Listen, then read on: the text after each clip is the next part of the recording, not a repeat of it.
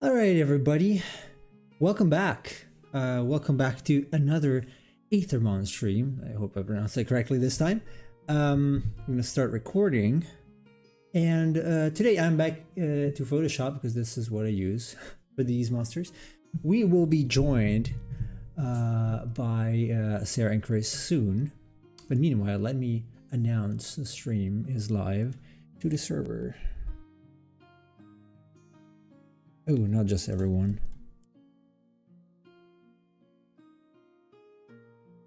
There you go. Okies. Yes, so today, actually, I brought in a special guest here. This is Sword Holder, because I am going to use it as a reference, for the brush size. Oh, hello there.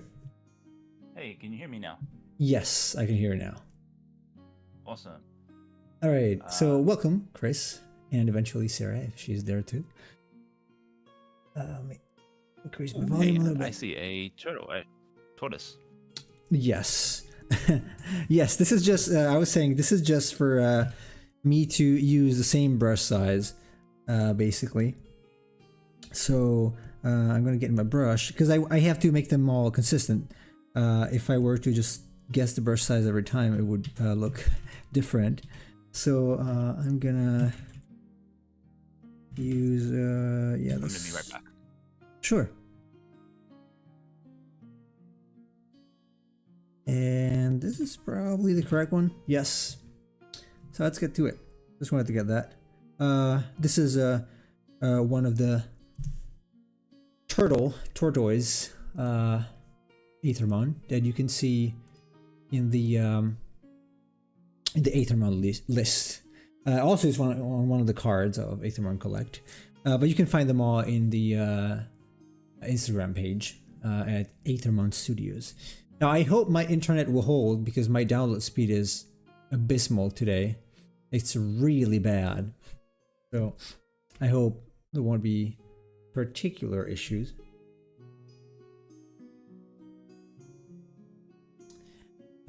But yeah, let's go. First, you know what? I'm not gonna do that. I don't think I need any reference for this. So I'm gonna lower the opacity of this. I think this could be a good size comparison. I cannot use the tier 3, maybe even bigger. Maybe I should wait for Chris and Sarah to let me know. Hey guys, I am back. Hey. Actually, I'm back, so... Hey. Welcome back, and welcome, Sarah. Set up some headphone situations so we didn't get too much reverb. Okay. Reverb?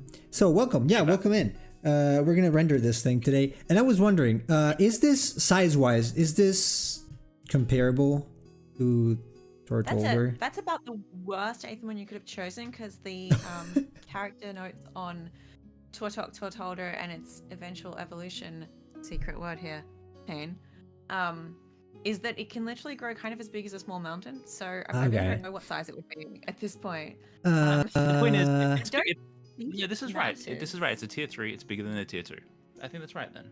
Yeah, this is the right one. Yeah, well, so it's mainly to gauge the brush size because I don't want it to feel too small compared to the others. So, does that make a difference in how the colors go? No. It's just for the brush size. It's just for the line art, basically. Nothing more than that. Yeah. Oh. Because if I make it like this, right, it's gonna look very small. So I want the line art to be consistent with the others more or less if they are next to each other, size wise. So, I always do this. So basically, Fabio's been doing awesome work, and we had no idea he was doing it. Yeah, that's really cool. I'm a little bit like mind blown right now. Yeah. So okay, probably I'd say about right. Yes. Yes, because yeah, it's small enough, I guess. So yeah. Now I'm gonna turn on some smoothing because otherwise, it's gonna look a little rough. So this helps. You know what? I'm gonna use Lazy Nezumi here. So I have this little tool that does magical things for me, called Lazy Nezumi, not lazy. And what it does is basically smooth out the lines, even without the smoothing in Photoshop, which is enabled right now, and it's a little better. I kind of prefer it over Photoshop's right now. It's just very small.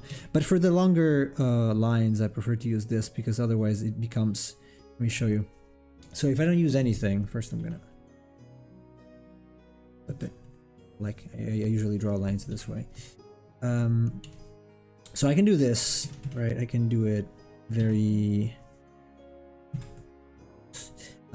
very free-handed, but then it's gonna look a little like there's a little wiggle here, a little wiggle there.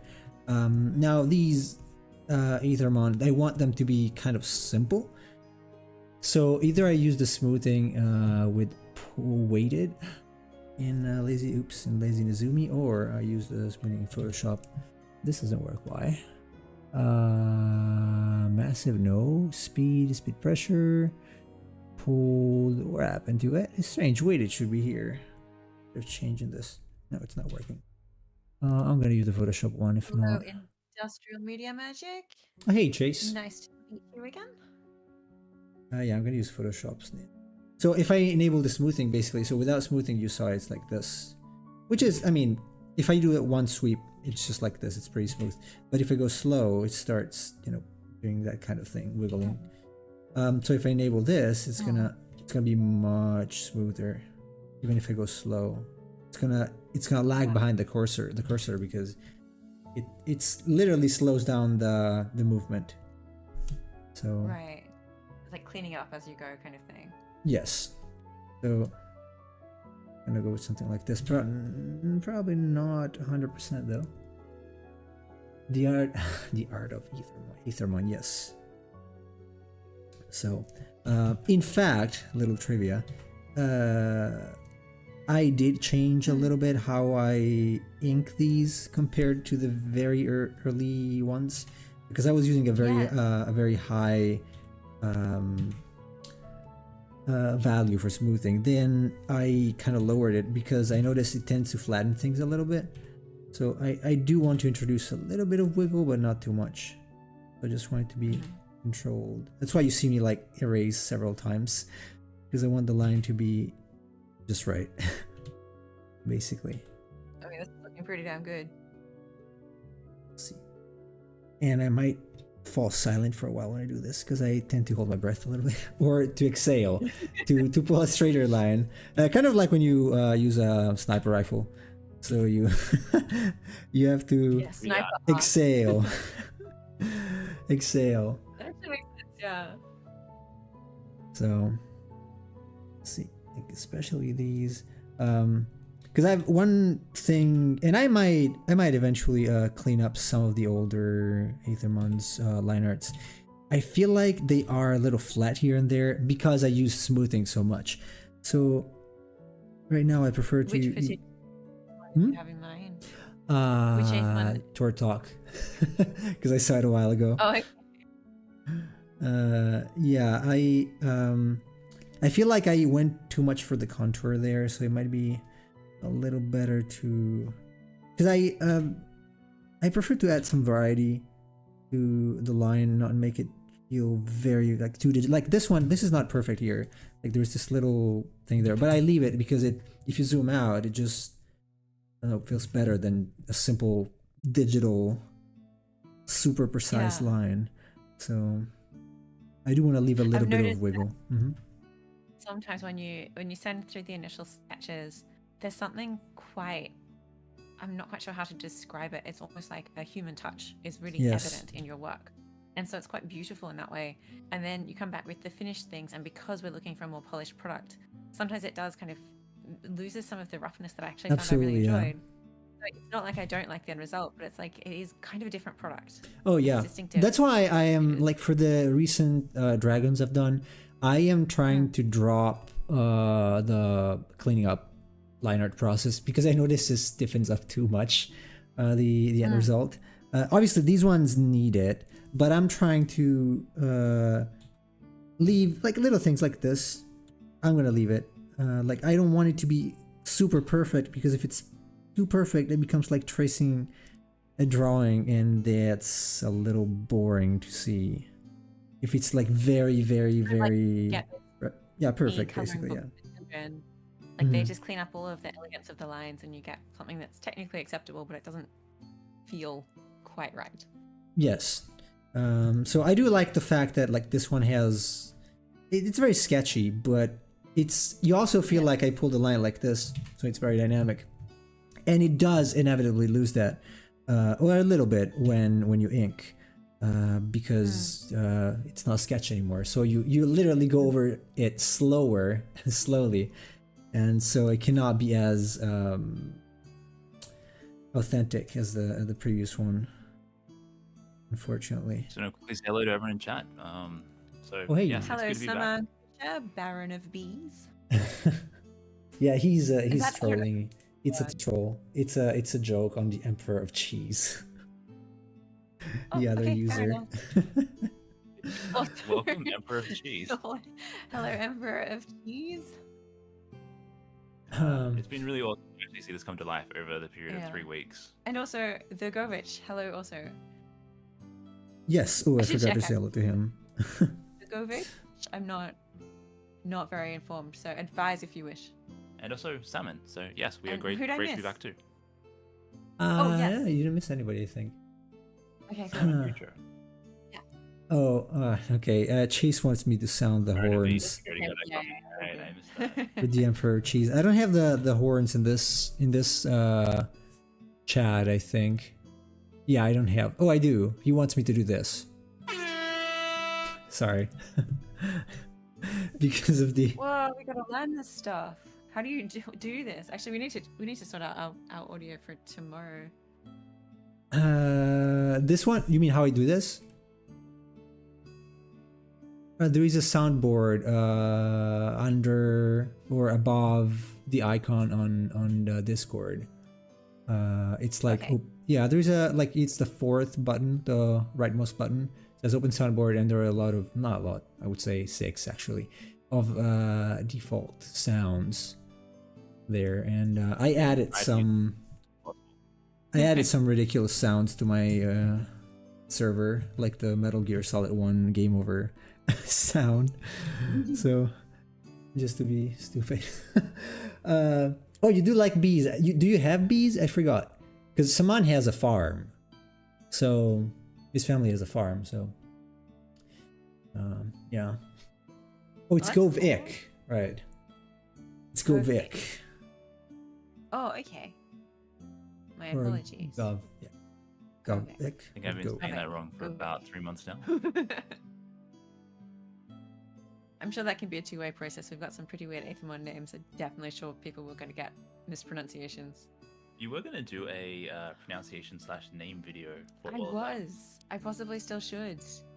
Oh yeah, I would appreciate that, because I am pretty sure I'm pronouncing most of them wrong.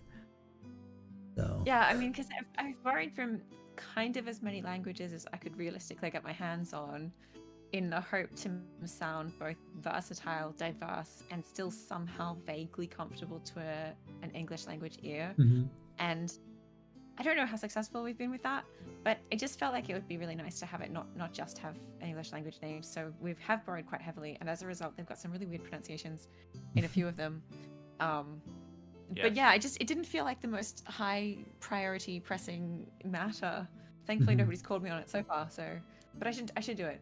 There's definitely been some which I forced Sarah to change, because after like a month, I still couldn't say it. Yeah, it's like, well, that's a good test. If Chris can't get it. I don't even remember. Like, was the squirrel's old one? Oh yeah, no, that was Jaskier. Jaskier. Yeah, I just could not say it. I still can't say it. I could not. But that was a good change anyway, and I think that overall it's just better to have them a little bit more pronounceable. Hopefully. Oh yeah, I appreciate the change in the horse, stage 3 horse.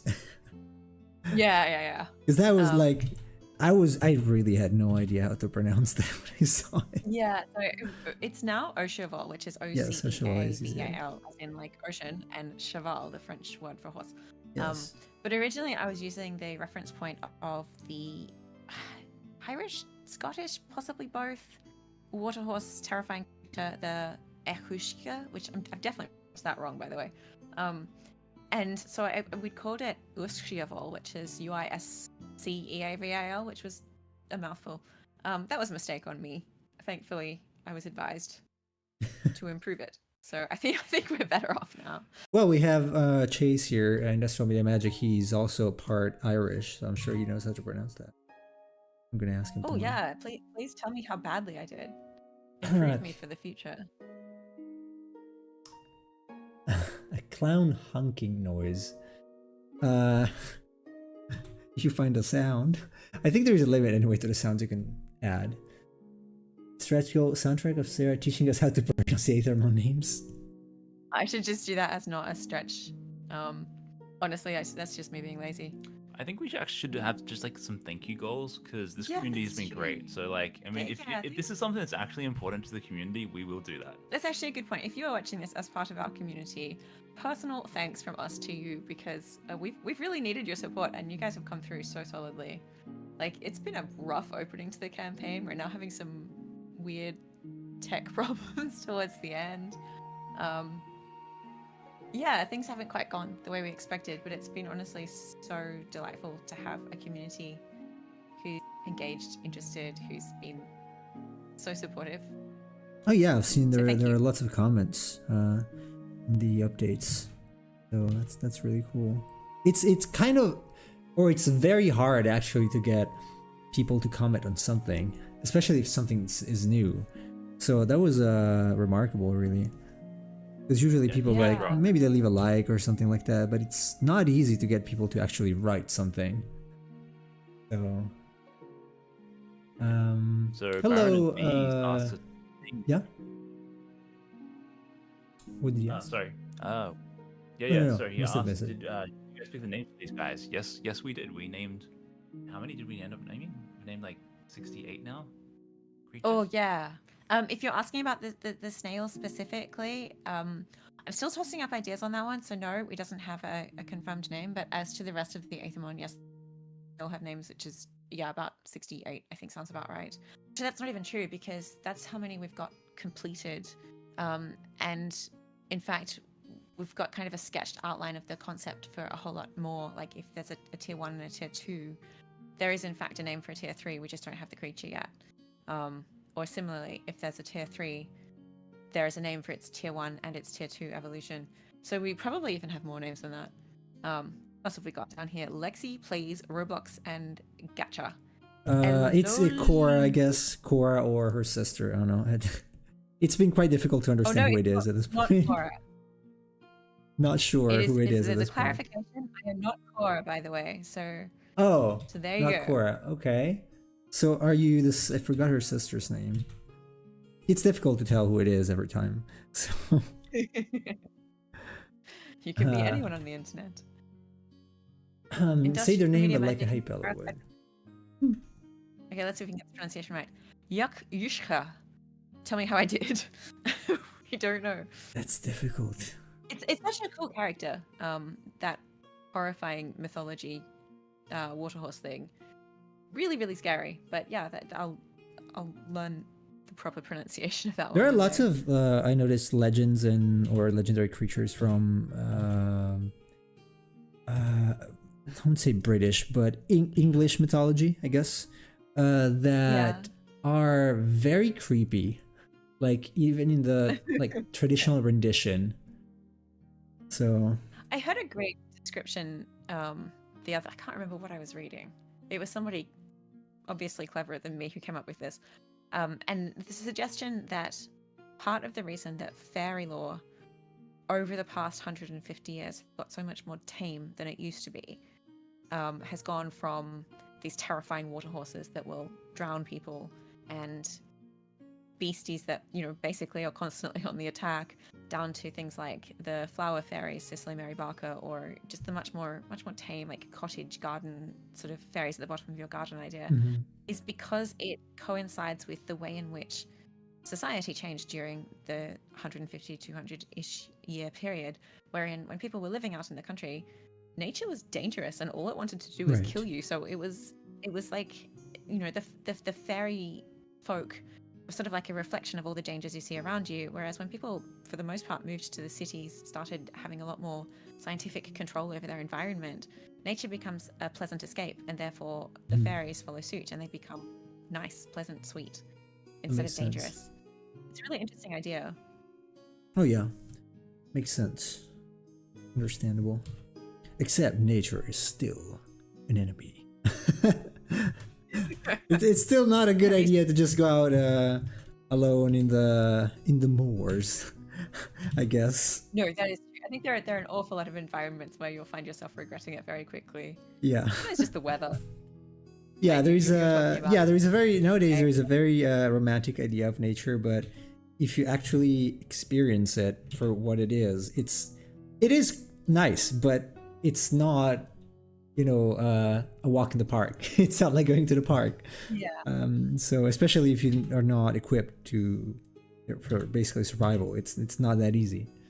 So Yeah, for sure. I remember I spent some time in the center of Australia when I was growing up, and it's quite a harsh environment there. And frequently tourists would decide they were going to take a walk, and they'd take like a liter of water with them for their 2-hour walk, and would have to be see Chris knows they'd have to be airlifted to a hospital because they would end up so substantially dehydrated. yeah. If you come from somewhere like England, that seemed like a really good choice. But if you're in the middle of Australia, you should be taking 4 liters every hour. Right. Honestly, No, that's it's a lot. It's like, yeah, something like It's that. a lot. something It's like like an hour. it's a heavy burden to carry on your shoulders. It's a Mhm. lot, and people wouldn't necessarily expect that. And even if you saw the signage, you just think, oh look, people are just exaggerating a little bit.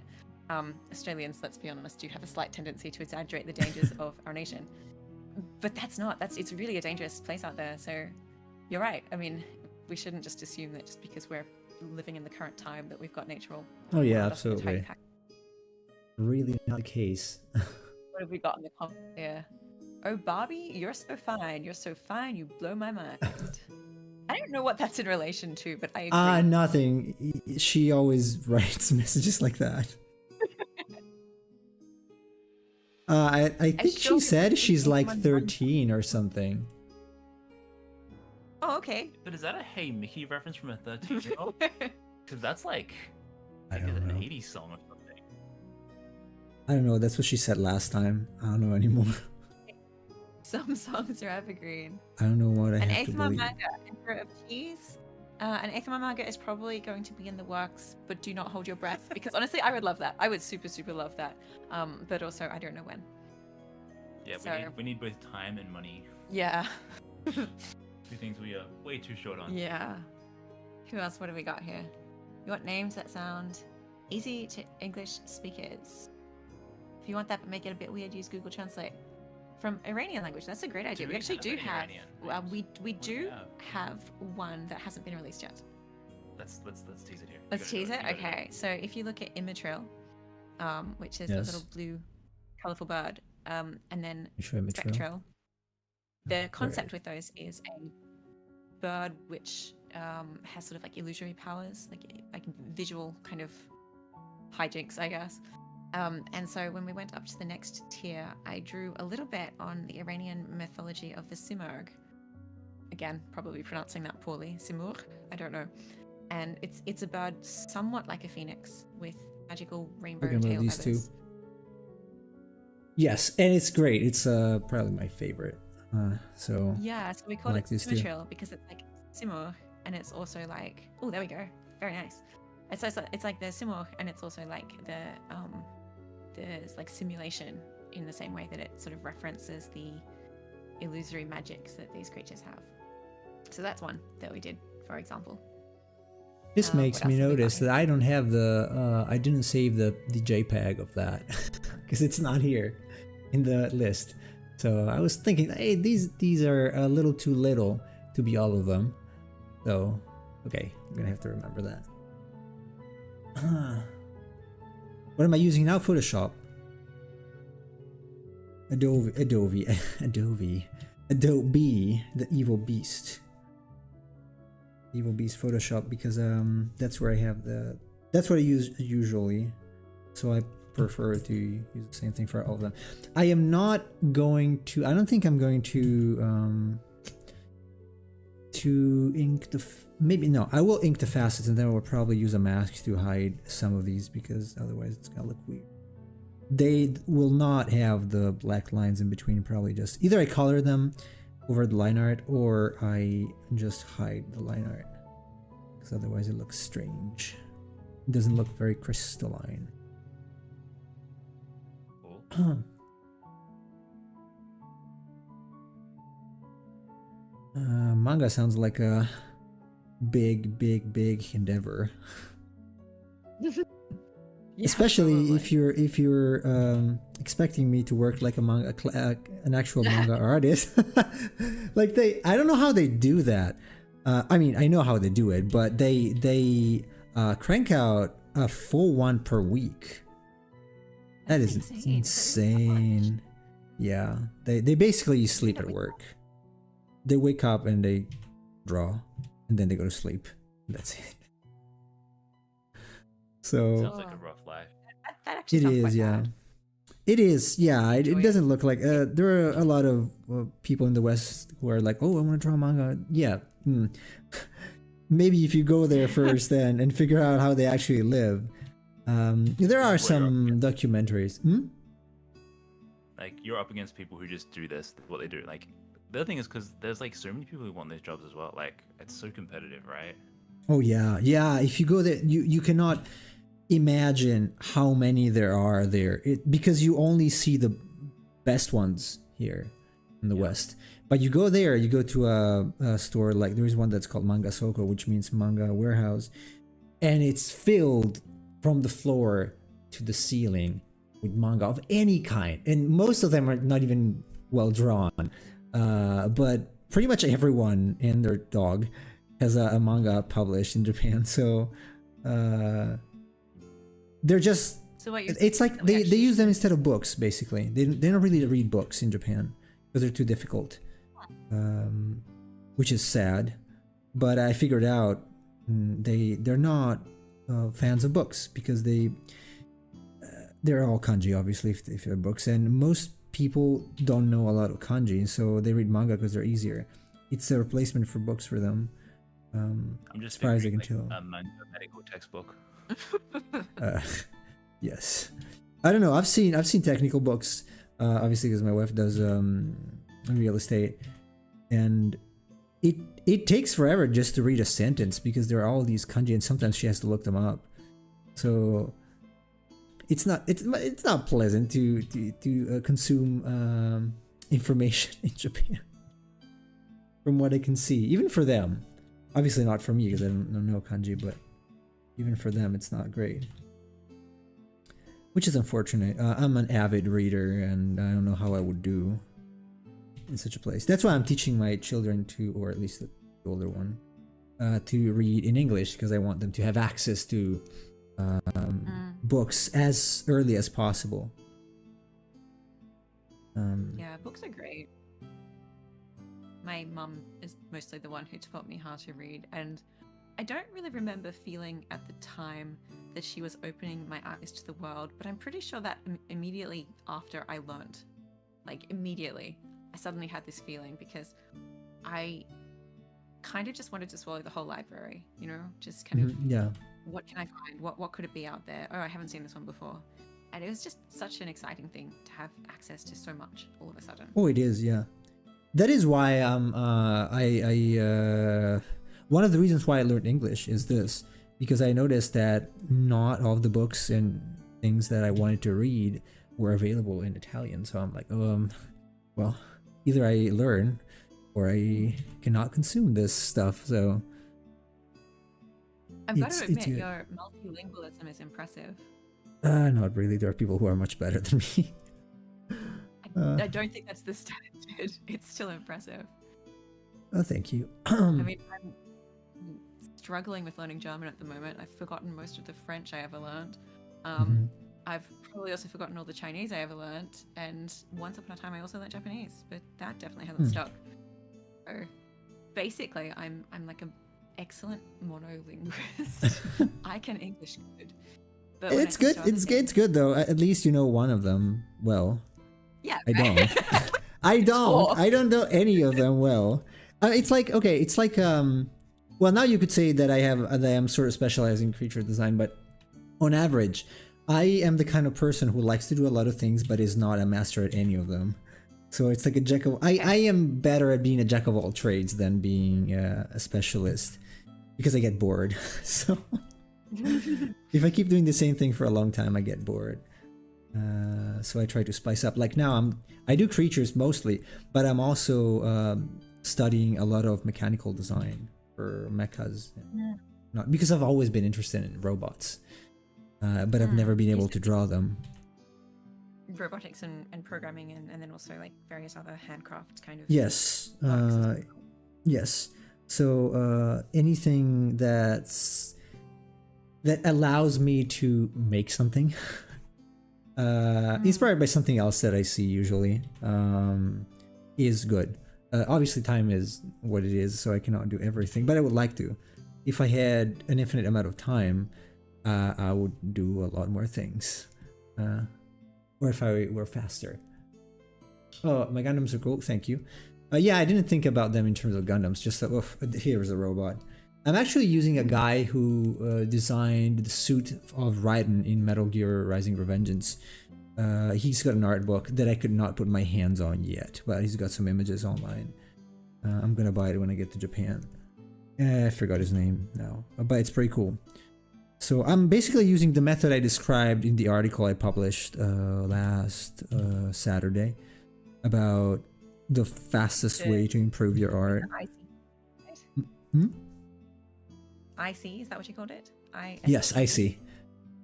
Yeah, I see. I read that. It's really good advice. Do people actually suggest you shouldn't be copying other artists though? Because I thought that was what everybody did all the way back to like. Oh yeah, oh yeah. At least there is a stigma. There is always this. Well, it's not even a stigma. It's that usually people who are, especially self-taught, they think, oh, I'm not gonna copy because I want to develop my own style, which is fine. I mean, if you want to, it really depends on what you want to do. You can do like Duchamp and put a urinal in a museum. Or if you want to actually improve your skills, you can learn from someone who already nailed some things. You're not like, for example, for language, you're not making a language up to be able to communicate with other people. You use something that other people came up with, and maybe then you put in your own personality. That's the way I think about it, because drawing or illustrating is a form of communication. Why not standing on the shoulders of the giant and learning like at least the basics from someone who already figured it out, and then adding your own twist? Because nobody says once you learn it, you can't just go off the rails and do your own thing.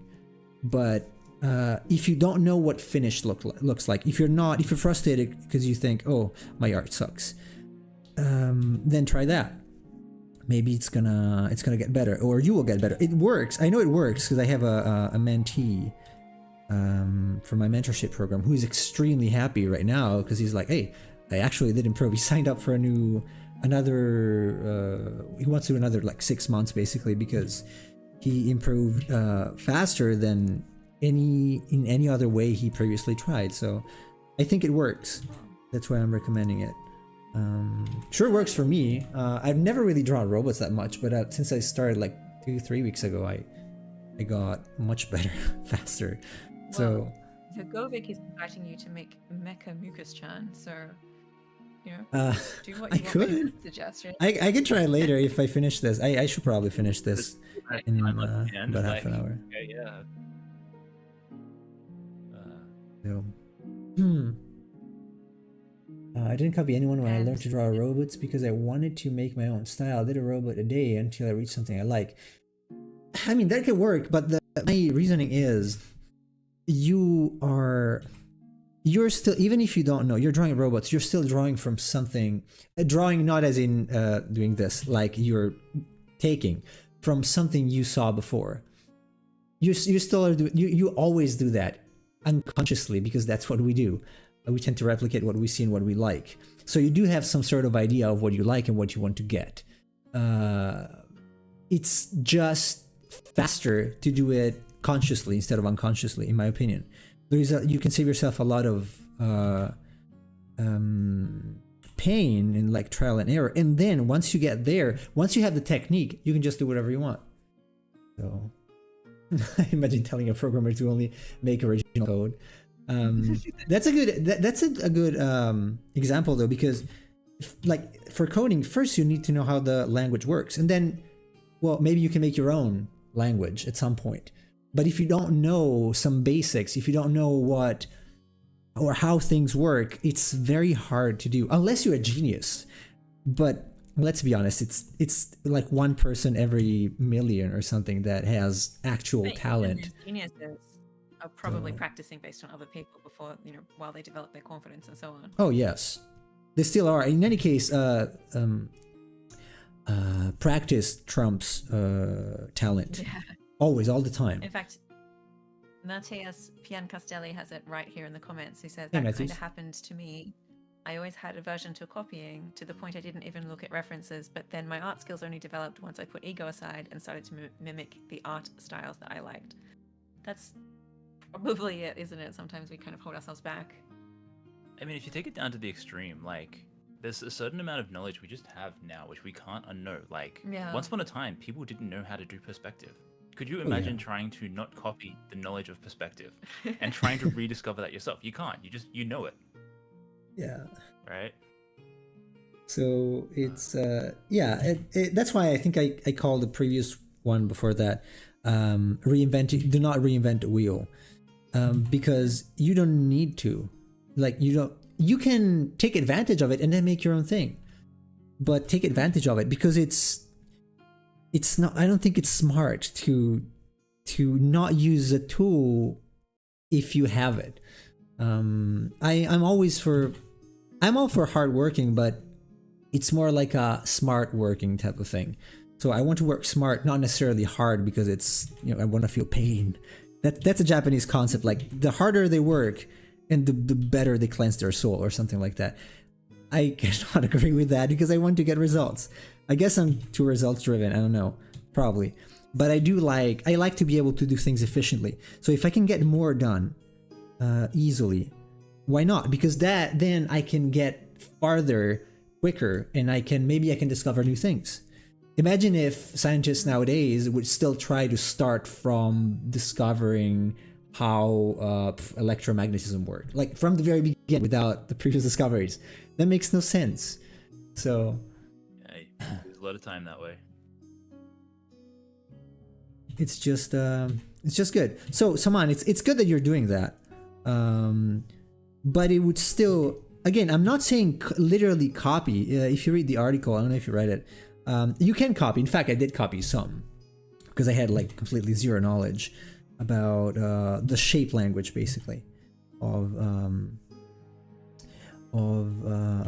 mechanical design. But once I got the grip of it, I started using that as a reference and making my own thing. So I keep that on another screen in order to inform or try to figure out what I think a good decision is. Like, if I like that, I must find something attractive in it. Otherwise, I wouldn't like it. So once I know what I find attractive, I can reuse it. But I have to know first, and it's not so easy to know. For the same reason why you don't exactly always know what you like until you do some introspection. You need to bring it out to the light so that then you can use it more efficiently. That's the only reason why I suggest that. What is the fun? Well, it depends. It's kind of fun for me. I'm not drawing to be productive. I do it because of a hobby. I guess. I mean, it depends on what your goal is. If you just want to draw like that, just scratching the paper, it's fine. But if you have a goal, like my goal is to be able to improve. Like, I want to be able to do things that I was not able to do yesterday. And so I try to find the best way to do it. And I think that's why the article is specifically aimed to those who want to improve.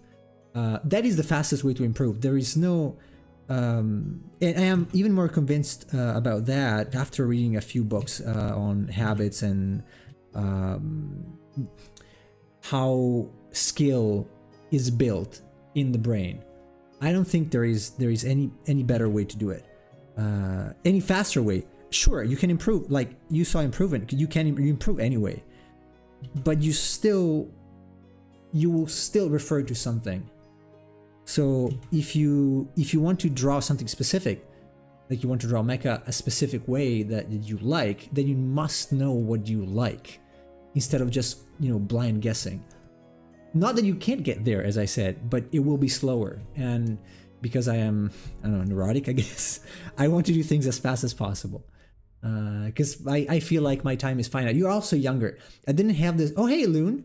Hey, our friend from France. How are you doing? Chris and Sarah, I don't know if you were here last time when they were here, but Chris and Sarah, the creators of Aethermon, are here.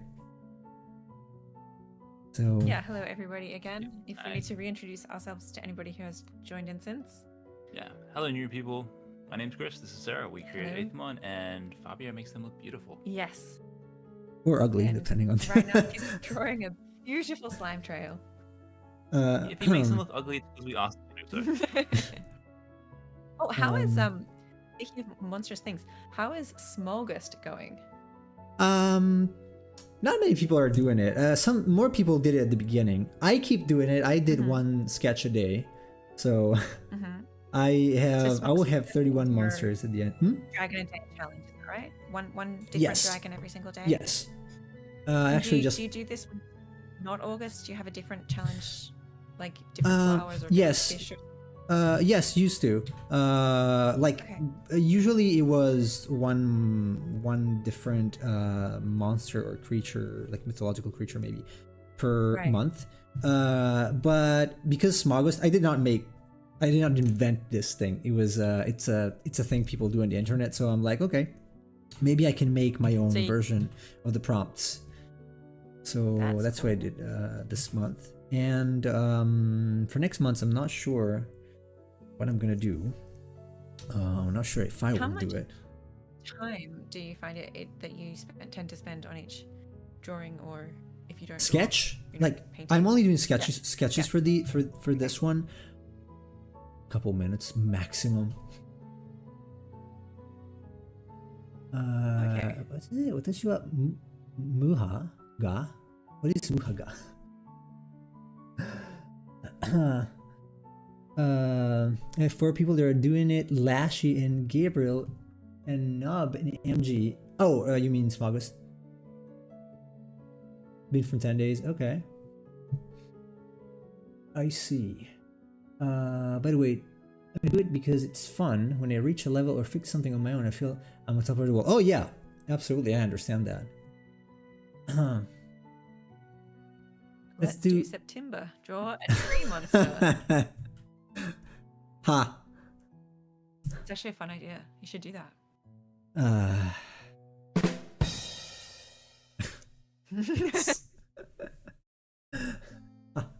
Well, I hope it's not too loud for you guys.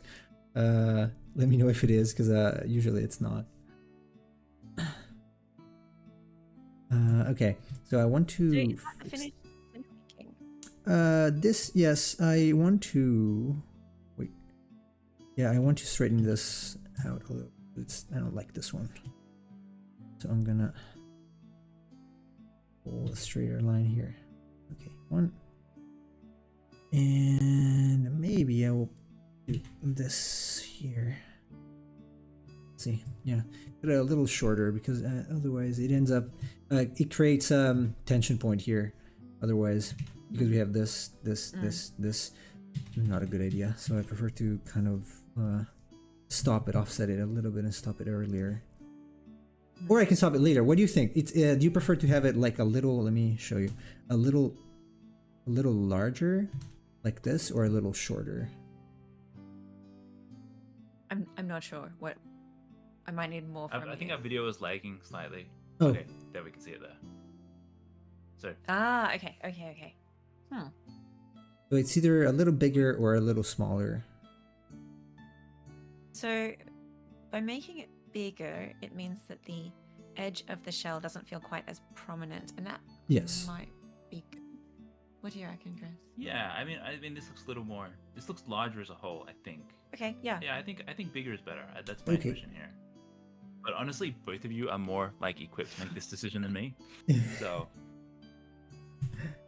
I'm really happy with the height of the shell. It's almost exactly the same as the top of the eye.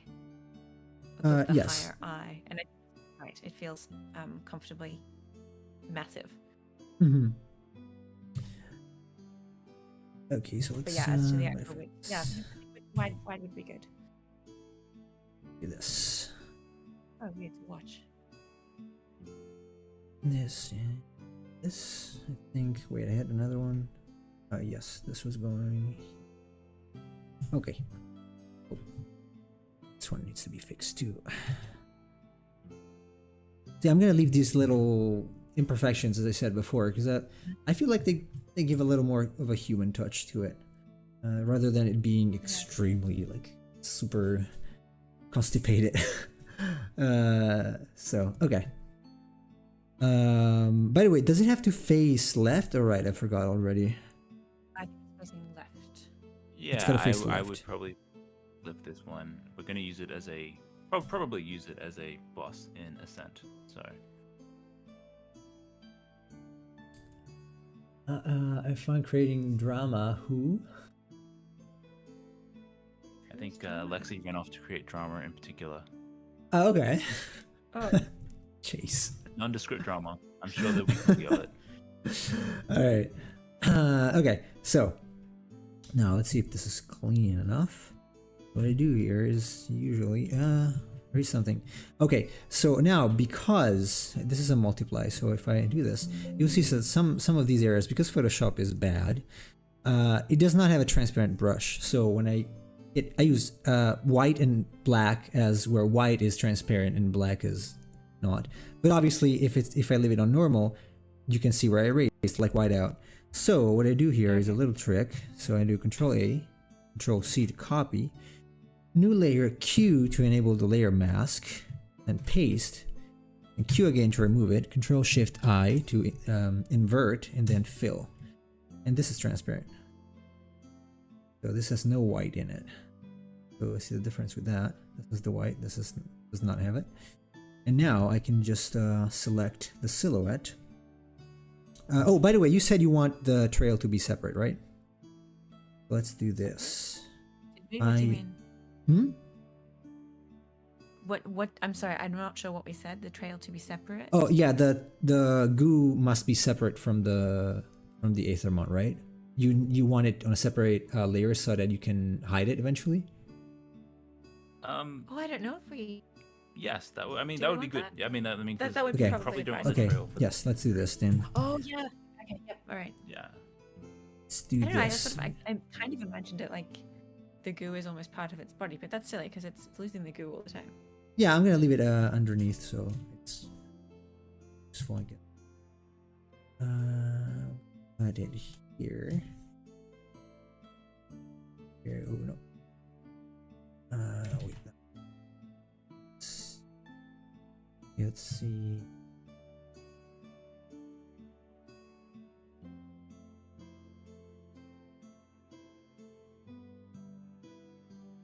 Okay. Now I will close it. So it's a closed shape. Doesn't really matter how it is because it's a closed shape and it's not going to be visible. So now it's you can see it obviously through, but I can select this, then I will. Draw any line to connect them. Yes. Nemo being Italian makes everything he says sound like an argument. Really? Does it? I don't know. Am I too aggressive? Maybe I am sometimes. I could be. I like the liveliness of the Italians, like the language. I mean, I have no problem with it. Italian, Spanish, Irish, Kurdish. That's quite a combination.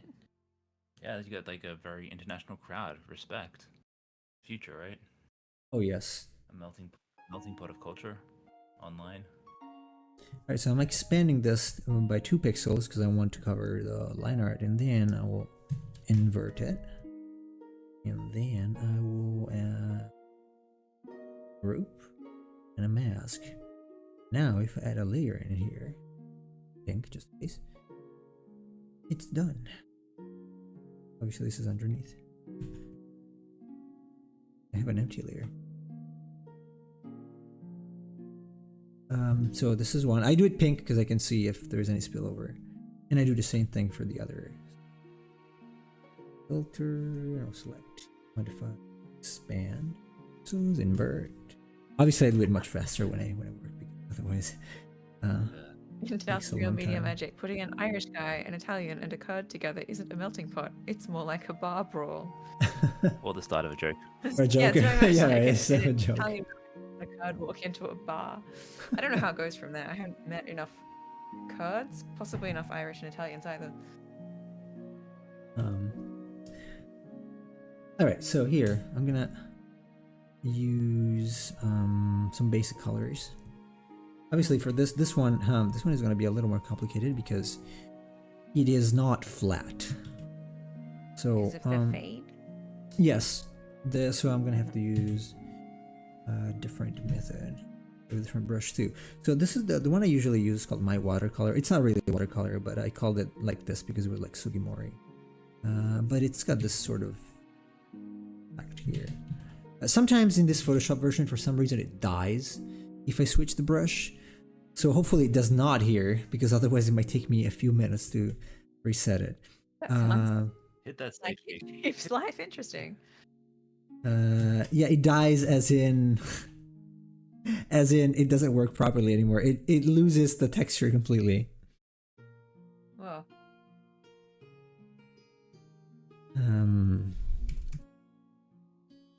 So I'm gonna do the trail first because it's easy. Well, it's just no, you know what? I'm gonna do trail later. I'm gonna do snail there.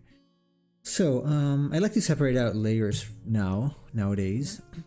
So I'm gonna start with I might use the airbrush. Yeah, the airbrush. I think I used the airbrush for the others that had a similar effect. So I don't know if this doesn't work. I'm just actually going to take a look because I'm trying to remember which of our Aethermon actually do have a fade effect on their bodies, because I probably used a little bit of a combination of both. Yeah. Because I mean, we've got the frog pads which have some spots. Yes. Fades. But no fades. We've got some stripes on. Symmetral has on the Symmetral. Like Lunalong has some fades on its whiskers. Yep. Yes. Olagon's wings have some color bleed. And Silverica's tail. Spectral so has. gonna be like Oh yeah, and Spectral's tail as well. But there aren't actually that many fades. That's true. Or blending, or whatever the term Gradients. would be. Gradients. Yeah, let's go I'll with do a little bit gradients. I guess in this case it's an airbrush. Yeah, this is an airbrush. I like the airbrush. I use a little bit of a textural brush here, just not to have it completely flat, but you know, and I'm gonna do. There is a little bit of a color change, so I'm gonna use it here. Some of that. It is somewhat different. Then on top of that, now I'm gonna basically do. I'm gonna do them one after the other. So whatever stays on top stays on top. Whatever sits on top stays on top. So layer wise, probably gonna use. Let's see.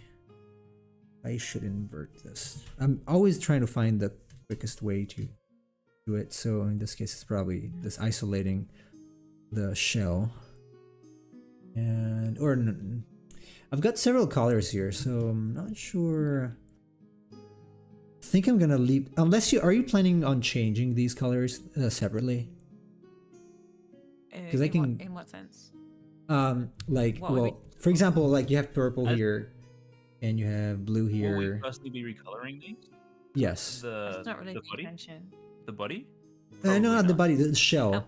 Because I don't know if you need each facet to be on a separate layer to change the colors, or just. I mean, like honestly, if we need to rechange them and they're not separate layers, I'll just manually do that as well. Okay. Yeah, it's probably in this case it's certainly quicker to just do it as one whole piece. Right.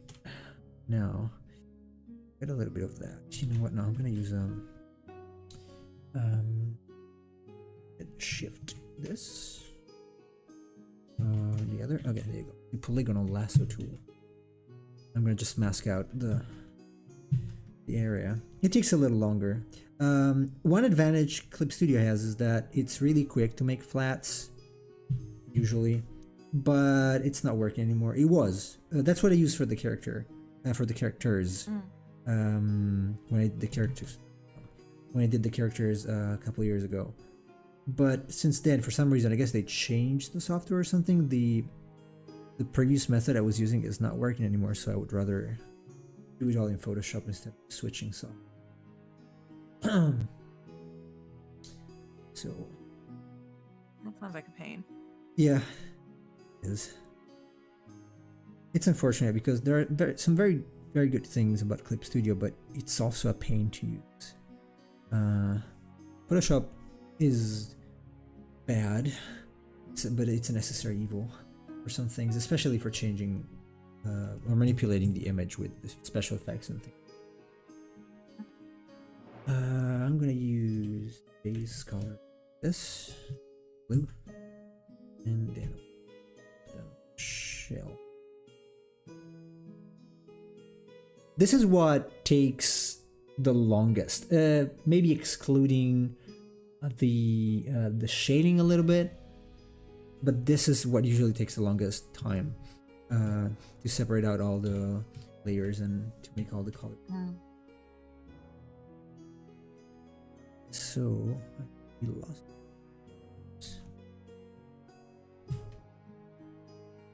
Because everything else, at some point you will see I just have an action and I click it and I create all the layers with the correct opacity and whatnot, so it's kind of like cheating. No, you're really fast when you're working between the various sections, but I guess setting up for those fast changes takes a bit of time. Yes, it does. Or it did the first time. Let's say it did the first time. After the first time, it was a little easy. It's mostly figuring out a process. Once you have the process nailed, then it's faster. The negative side is like when you have a habit, you become very good at doing it, and so if you find something that is potentially better, you might. Oh, did I do it there? Oh, see, that's a problem. You might not do it because you're so used to the current one that you're still faster at doing that. The one that you're mostly used to, and that is the changeover point is always going to be slower, even if ultimately it's going to be more effective. Yeah, so there is a bit of a transition time that needs to take place. That's excruciatingly painful and slow, but it does pay off at some point.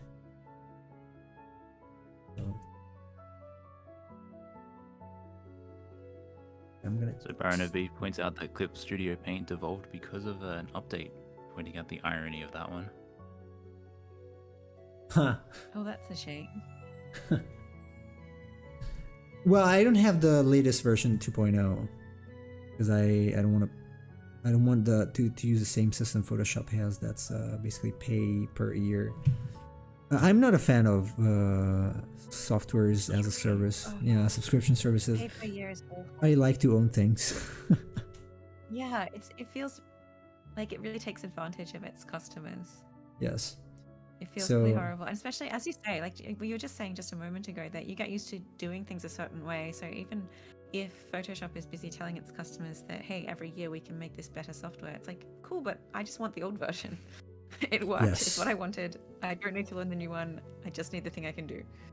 Right. I understand at some point they might need to update some things because obviously they are not compatible anymore. But I kept my previous phone for 6 years. It's still working, but it's the system takes almost all of the space and it's not expansible. So I just cannot use it. It's so slow because the system is huge nowadays. Otherwise, I would have kept it because it's still going strong. I don't like to change things. I like new things, but I like efficiency very much. So I try to stick to it as much as I can, as long as I can. Yeah. Not using Microsoft 365, just LibreOffice, says Industrial Media Magic. Oh yeah, that's what I use. Where's that, man? Free software is great. That's what I use. Software as a service is meant for businesses, but since that's the vast majority of the money consumers get afflicted to, says the Govik. Yes. But see, this is the thing. I'm not even sure that people in businesses appreciate this. I feel like they're just stuck with it because the business pays for it and they just have to adapt. I think that's the point, Yes. though, right? Like, it's corporate money. People don't care. But surely the individual office worker still sort of sits down at their desk one day, says, "Oh no, another update," and then just wastes a bunch of time trying to figure out what to do with that. Yes, that would be me sometimes. So, where's the color now? Light mauve color, probably. So, are you coloring these in, or are you removing, like putting a window into the layer? Yes, I'm coloring them. Okay. On top. That's why it takes time. But it's worth it. I appreciate you taking time. I mean, this could have been faster if I like if I used the other method. If I had closed all of these facets very tight, like I literally closed them with a solid line. Yes, then I could have selected them, but I don't want them to be like that. Even if I slightly erase them or change the color, I want them to be open. Because I am OCD and I want a clean line art. I don't know. I don't like the line art that's super close. Obviously, I used it for the side. Yes. In fact, it's gonna be an absolute pain though for making the pin because we're gonna have to separate. We might have to. I'm not even sure what we're going to do. On our end, we're probably going to take all of your beautiful crystal segments and then just make ugly new ones that are a little bit bigger so that we don't have to torture some poor enamelist with putting tiny dots of color in lots and lots of different places. Just make it a little bit simpler overall. Are they handmade usually? I believe so. Yeah, so what they do is they make it. They use a syringe, I think. Yeah, so the enameling is hand done. Obviously the mold is not handmade. Yes. Computer. That's computer, and then obviously once you have the mold, it's not even a computer. It's like they fill some sort of kiln thing, and then they just pour it out.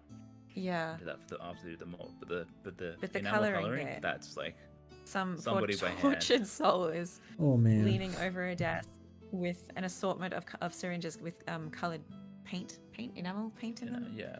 And then they have to put like a tiny drop here and there and everywhere, and then move to the next color and the tiny drops. And I mean, sounds hard. They kind of really are works of arts. They're not just straight off a production line. They're hand done. I was actually really excited when one of the pins that we got last year. There are so few that had mistakes, and I found one with a mistake, and it felt really good. I was like, "This one's mine." So. Oh yeah, they're also valuable. Like banknotes with printing errors. Yeah, it feels like it's a collector's item now. Oh yeah. So I mean, they usually give themselves a degree of error because the way they do it, they overfill the enamel. So if they go over the line, it doesn't matter so much because all of that will be filed back in the process.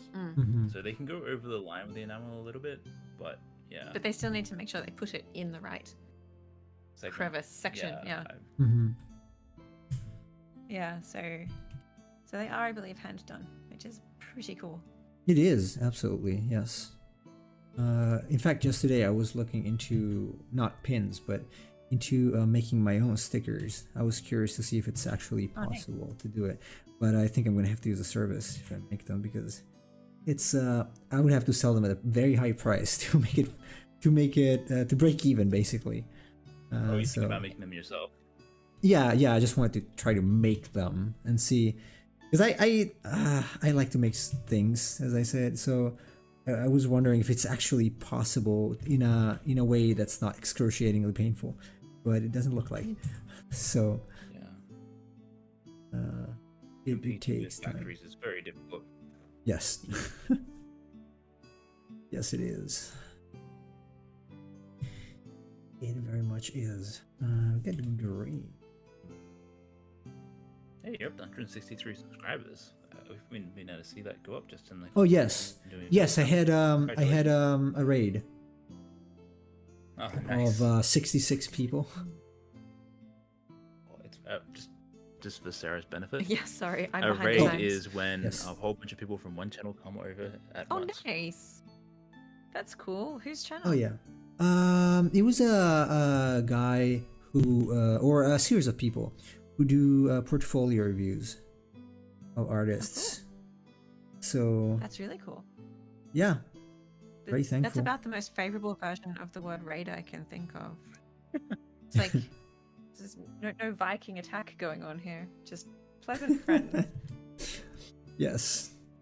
Actually, I have a pretty ominous theme for the an alert when a raid comes in. It's a battle theme from a boss battle theme from Final Fantasy VI. So. Nice. Let's get a raid. So, if anyone knows anyone out there, just raid us right now so we can see it. Yeah, please. Do you tend to raid when you sign off yourself? I used to. Nowadays, I'm just very tired because I used to do it earlier in the day. Now, like recently, I'm just very tired and I have to take a shower and just go to sleep. So I tend not to. Also, because I feel bad because I don't know as many people who stream at this time, and I feel bad just rating someone I don't know because it might seem like, oh, you're begging for follow backs or something. So, which is not really what I want. It's just I just want to try to find new people to connect with, but I figure it might come off as strange. So, and I immediately have to leave, so I feel bad for them. Right, you're leaving because you need to leave. Raid and run. Because I have to, yeah. New internet. It's literally called raid and run. So. Oh, it is? Okay. Yes.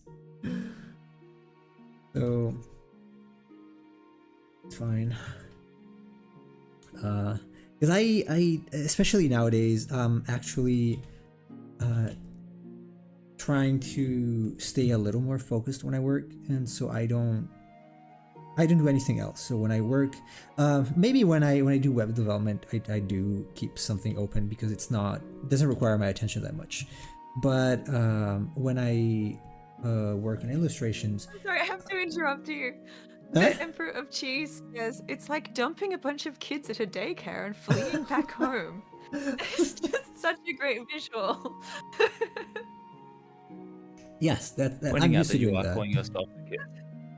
I'm used to doing So that, good. so it's just 2, but yeah, that's what I do. So,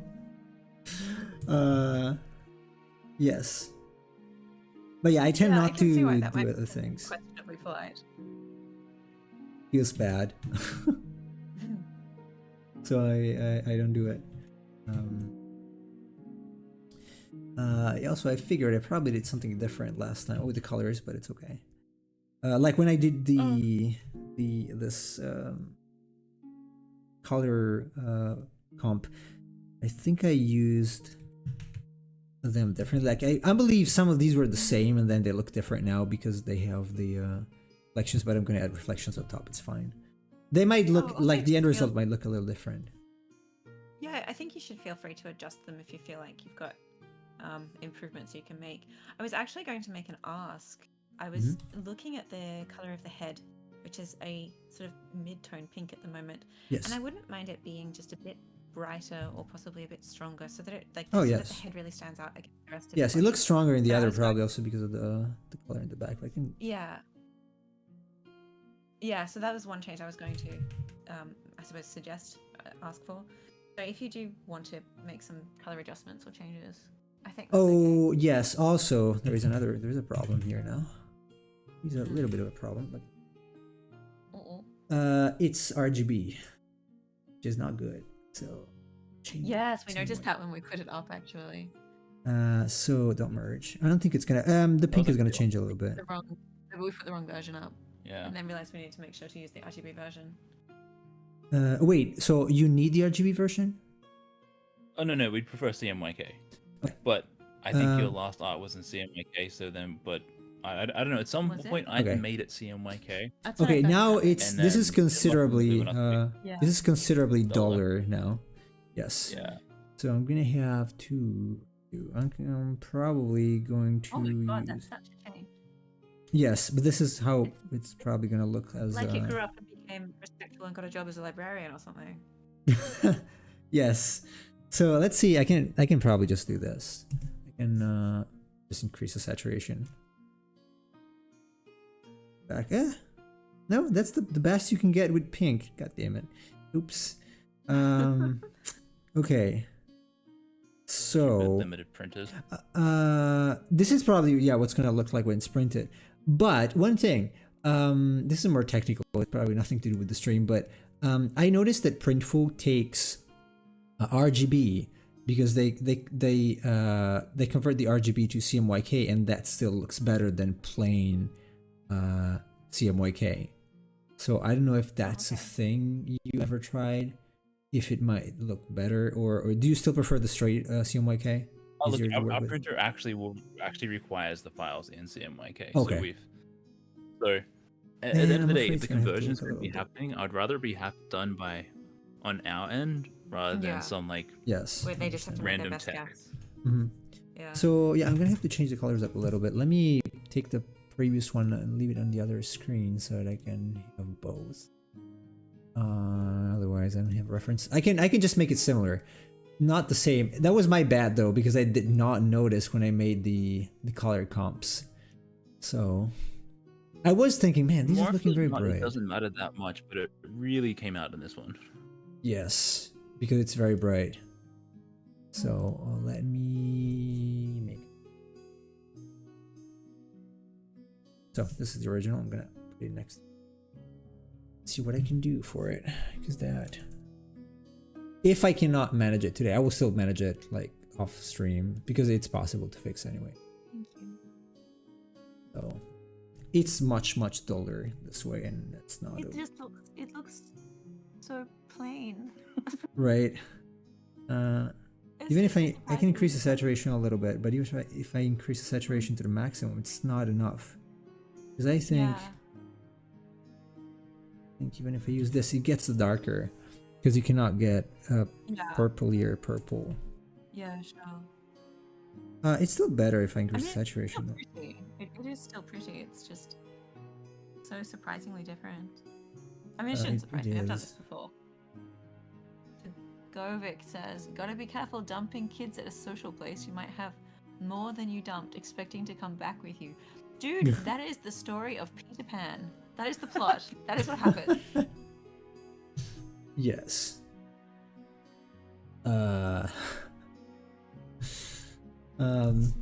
Great book, by the way.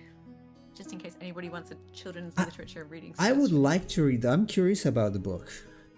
Really good. I never read the book, but I'm very curious.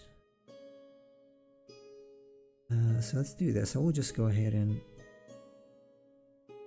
continue coloring this and then figure, because it's really different. Although, to be fair, yes, it's lovely, but I think people would look at it and think, "Oh, I didn't realize that's what I voted." this is for." not very rainbow-ish. Yeah. It's magical. It's pastel. not It's quite so pastel. It's pastel, but it's not. So Govich is asking whether the acrylic manufacturer also requires CMYK. That's a different situation again. The acrylic the acrylic? Did I say acrylic? Yes. The acrylic manufacturer will need CMYK, yes. But you can actually get quite vibrant colors with CMYK. It's just a couple of like the edges of the what's the word here? Of the gamut just don't always get there. But This spectrum, I think, might be the word you're looking in for. terms of like the but if your character in particular, it won't be a problem. I very much doubt it will be, but we will work all that through with you. Just to provide some context here, I think Govich wants to have a character created in this art style, and it could be bright colored. So, but no, you can still get very bright colors in CMYK. And you too can get a character created if you would like to support us on GameFound for the next 24 hours. Sorry, I have to plug it because we're down to the last day-ish. So actually a bit more than Thank you. I'm here all evening. I'm not actually. I'm going to be going at some point. Probably by the end of the stream.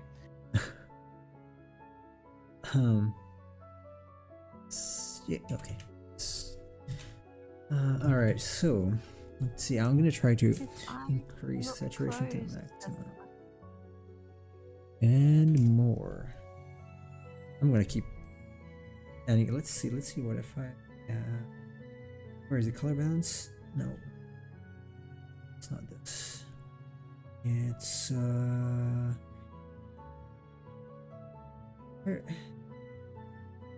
full of filter, black and white. Well, vibrance. Oh, I can't do it. Why? I can do a vibrance layer exactly. Oh, maybe because it is CMYK. Let me see if I can do it here. Just curious. Yes. So okay, CMYK does not allow for vibrance apparently. It's bad. Which is what I was counting on doing. It's still looking better than that. So this one has been enhanced now. So it's as saturated as it can possibly be. Maybe I can go a little darker maybe too.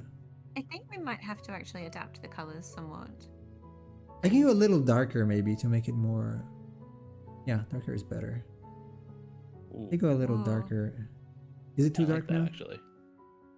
That's probably about as dark as I'd be comfortable with it, but it looks pretty good. Yeah, I like that. I like the extra contrast it gives. Yeah, I think that's good.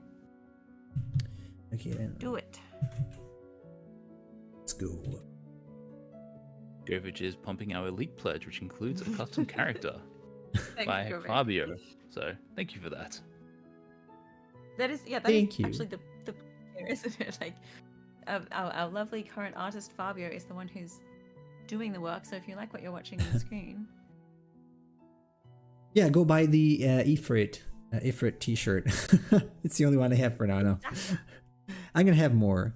I promise. Or gray. Are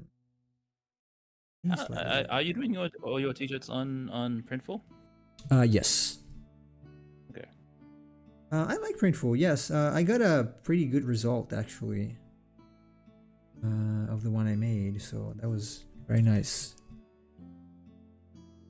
Okay, I'm gonna have to brighten this up a little bit with the following layers, but I think this is fine as a base one. Now, that will do is the trick I mentioned a while ago. Colors, and about the actions, and this, bam.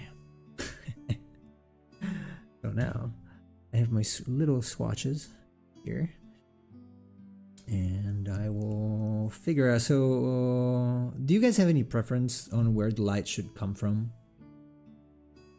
None whatsoever. Sarah?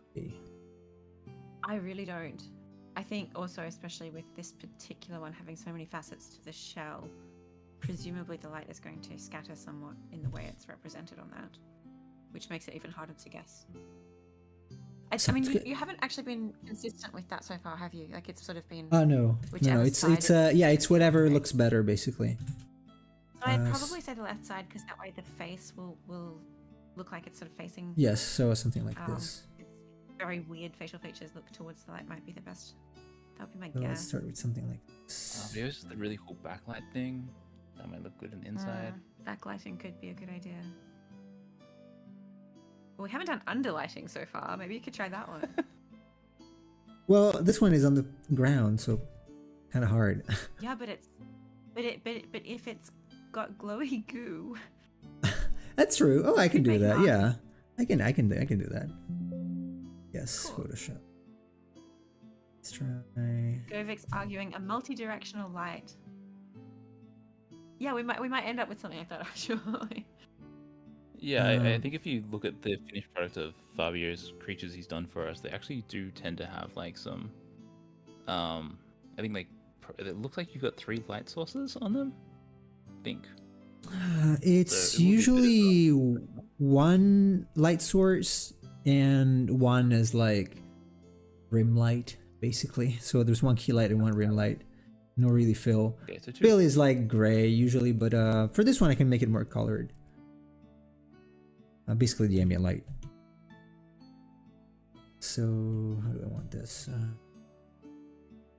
Obviously bear in mind this, like if it needs small adjustments after the stream, it's very easy to do. So it's modular. It's very modular. I'm liking it so far. I like how it's with the little shades on. Now, reflection wise, I'm probably gonna add. Oh, it's not here. Right, I'm gonna do it later. Do I want this on there? Yes. Probably gonna add few darker reflections on the facets. Just a few. Mostly it's gonna be bright. Mostly gonna be bright. It's important here not to do something like this, like not to use the same reflection on multiple facets, because otherwise it breaks the illusion of the difference in plane. Feels like it's been kind of drawn on, painted Yes. on instead of reflected. Yes, that's what I did here. I mean, it did change a little bit in any case, but it's more continuous because it's supposed to be a rock. So, oh, I forgot one facet. Here, maybe darker blue.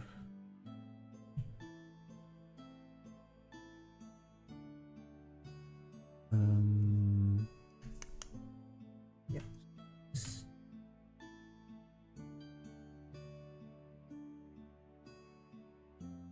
Oh, I did not have the flow 100%. That's why some of them are not so bright. Okay. It's fine. Then this. Nope. That, and then this. We're almost done. In fact, this is not going to take as long.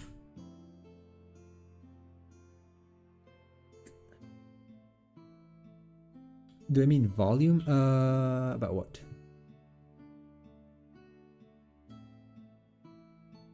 About which thing? Sorry, I got an extremely bad short-term memory, as you can probably tell. I think you said something wasn't as low as you think. I think you were talking about like, I don't know what you were talking about. Probably something with the brushes. Don't mind me. The opacity or something like that. Yes. Now for this.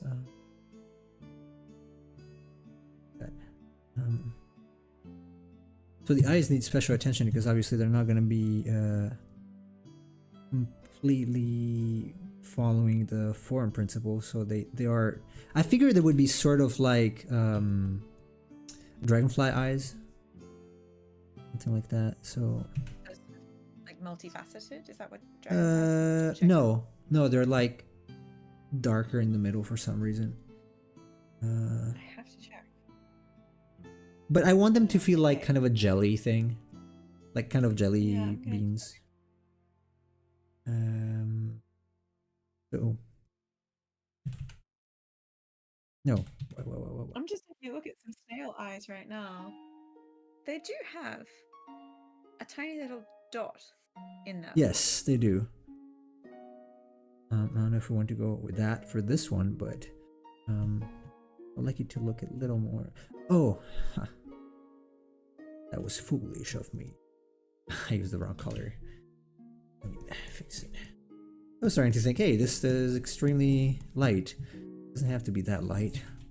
In fact, be a little darker. So now I'm gonna go back and adjust the edge basically.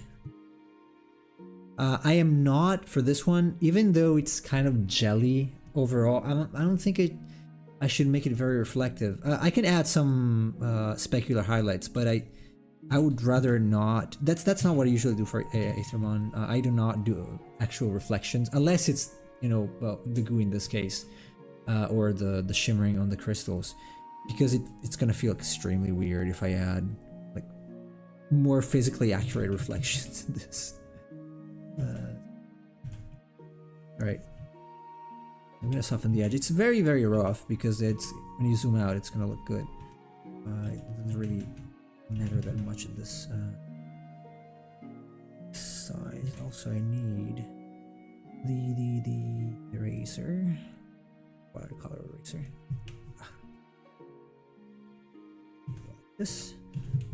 I could probably do it differently here. It doesn't need to be this textural, I guess. If it's following, when I was following, say the Pokemon Mori style, it does not really need to do this as long as you add something that's textural on top. But I got in the habit of doing it, and all of the others are done like this, so why not?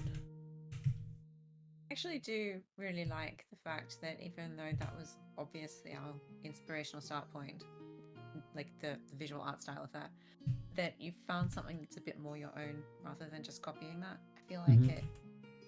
I mean, I like the direction you've gone for one thing, but it's also nice to know that the further we've gone with this, the more it's become definitely our own product. Oh yes.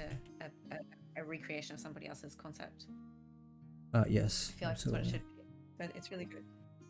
Yeah, but that's what I said. That's exactly what I mean when what I meant when I mentioned the thing before about improving. Like I wanted to make things that looked more like Pokemon, so I made those. But then even just naturally, things evolve into something that's slightly more nuanced and different.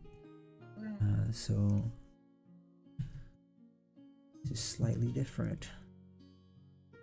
And it's gonna keep changing. What you're doing here, is this like the smudge? You just smudge it, raising the edges to. No, it's not smudging. I'm painting a lighter tone, so that it looks like it looks like that. Yes, but I'm just painting a lighter tone. So it's all manual. And then I can go in and add a darker one. Maybe parts are a little more reflective. It's a little too much though. Let me enable the flow.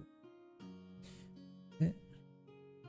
No, it's oh, is there, what is this? Oh, this is airbrush. I forgot where it is.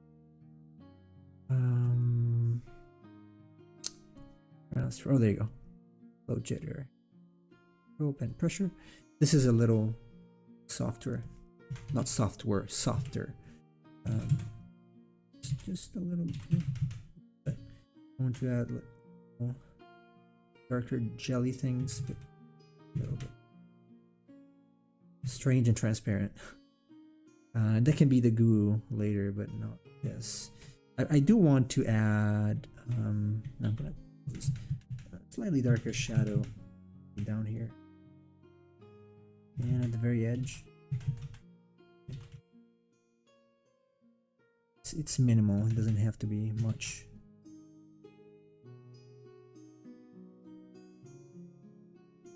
Enough. Also because the others do not really have that much of a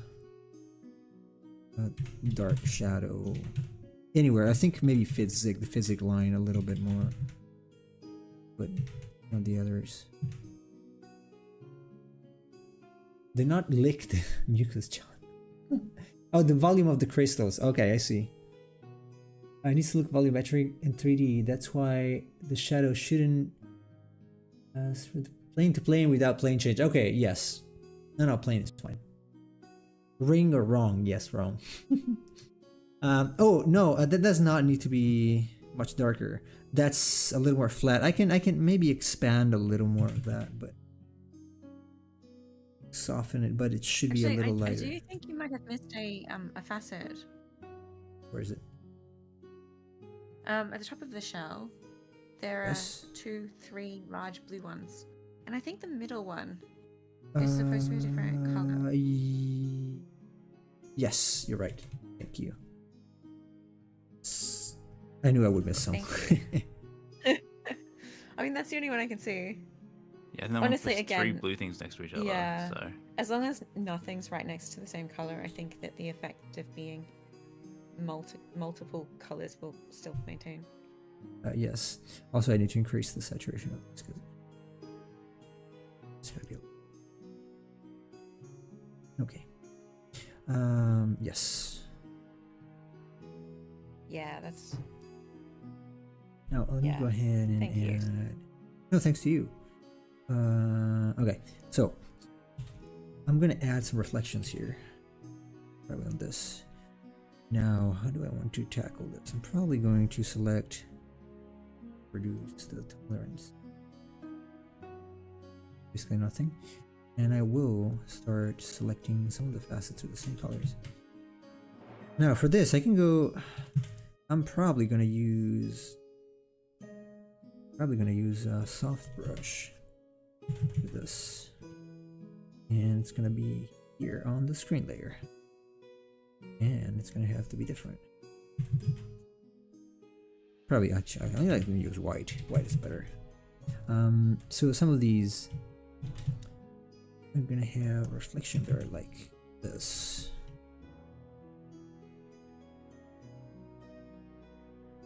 That. Then when I remove it, it's gonna look better, obviously. Or when I change the colors of the lines, because it's gonna have things on top. I hope we can make it. It's 25 minutes left. I thought this would take less, but evidently talking makes me remarkably slower. So slowing you down. Do you, yeah, it's okay. Even if I don't finish it 100%, I can just finish it later. So yeah, for sure. it should be okay. At this point, there is no Honestly, I think real choice anymore. So interesting here. I think what can be so interesting here is the choices that you're making and seeing the effects. You know, for anybody who's learning their way through their own art skills. Yeah, it's always. Especially if you're not used to. I think this is really cool. Even if you don't finish the whole thing here, just the fact that you're showing some of the process, I think, is really, really fun to watch. I hope it's fun to watch a little bit at least. Not an artist, but I'm definitely learning. Where is it? This one.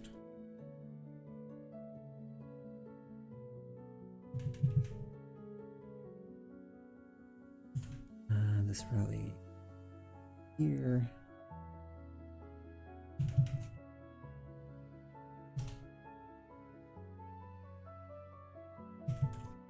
So on some of these, you're giving them quite a hard edge to the reflective or light section, and then on the others, you just give them a sort of a soft fade.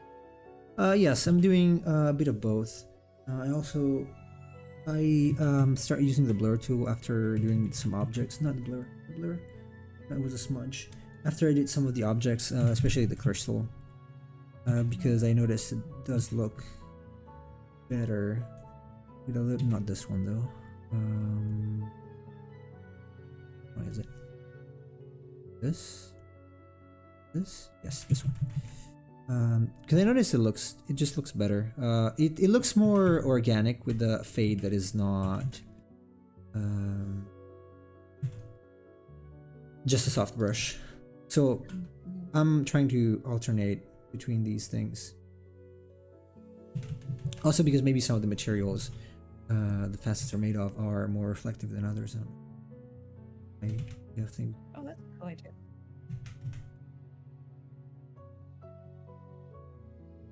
Obviously, it's still missing the reflections in them.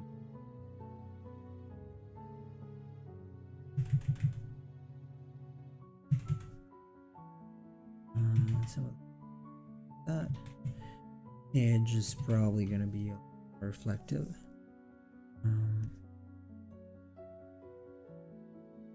Oh, there you go. I think I lost it. No. I'm so afraid of losing the texture there. It would be embarrassing.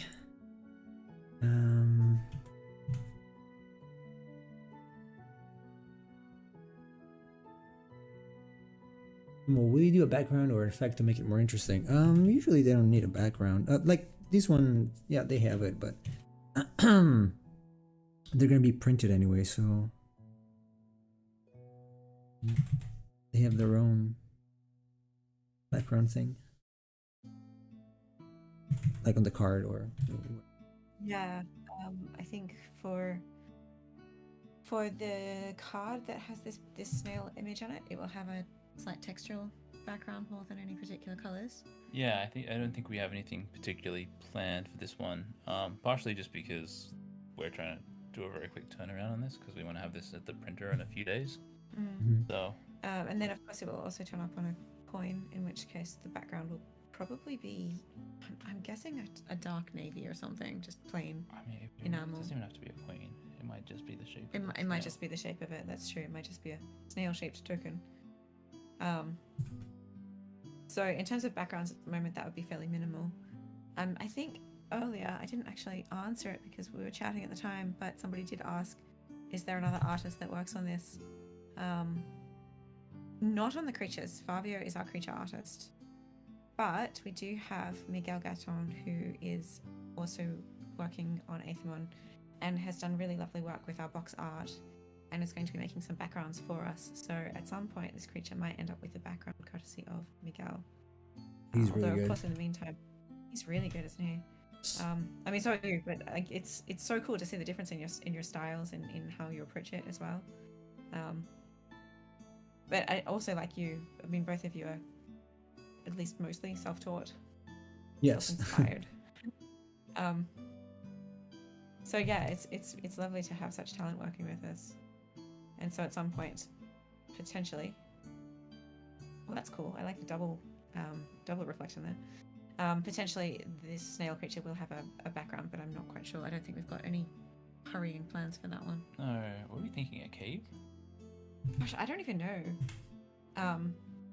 Like a crystal cave? Yeah, maybe, because we do want to really emphasize that sort of rainbow effect. And at least the good thing about crystals is that they scatter light. Or it's tricky because I want it to be rainbow, not light, because light comes too close to sun, which is a different element. And also, if we go cave, it runs the risk of looking very much like earth, which is another element.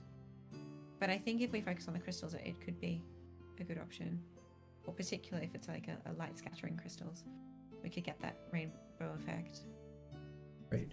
Yeah, that's probably what we'll do. I'm sorry, I'm just thinking out loud. That can't be Oh, it's interesting to fine. anybody. We actually have to work out what we want to do with the backgrounds for these because we really want the character art to pop, so we don't want to do any sort of background that'll overwhelm. Yeah, so for instance, for the Aethermon Collect game, the backgrounds tend to be very, very minimal, a little bit of texturing, and mostly fairly white, and then with a color ribbon with its name below the creature.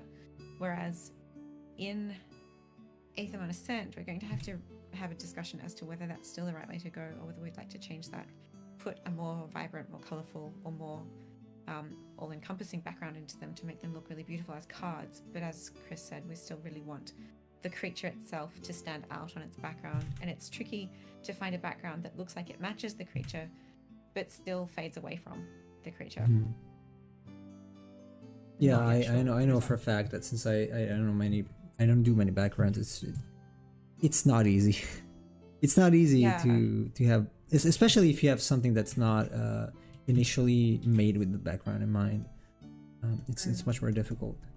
So doubly so. I mean, I'm not exactly sure what all the typical features of this style of art are, but I mean, if we look at, let's just look at, say, the Pokemon anime, which obviously has a lot of these creatures. They tend to simplify their backgrounds quite a lot. yes. Like when you see a forest, it's a much more simple forest than, for example, what we've got in our box art.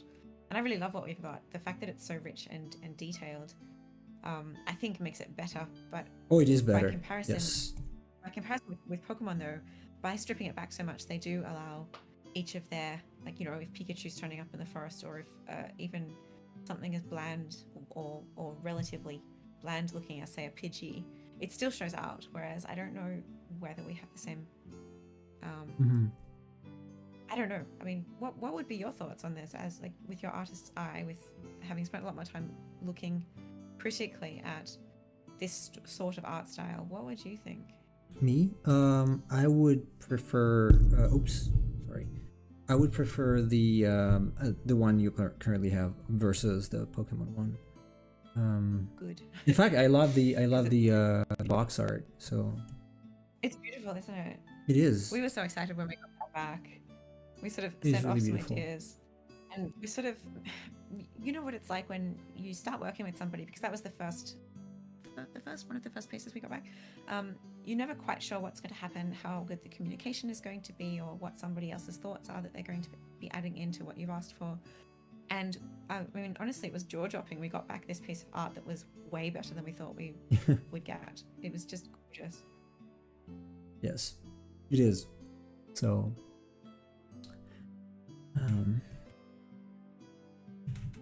yeah, I would keep that. I would keep that style because it adds value, I think.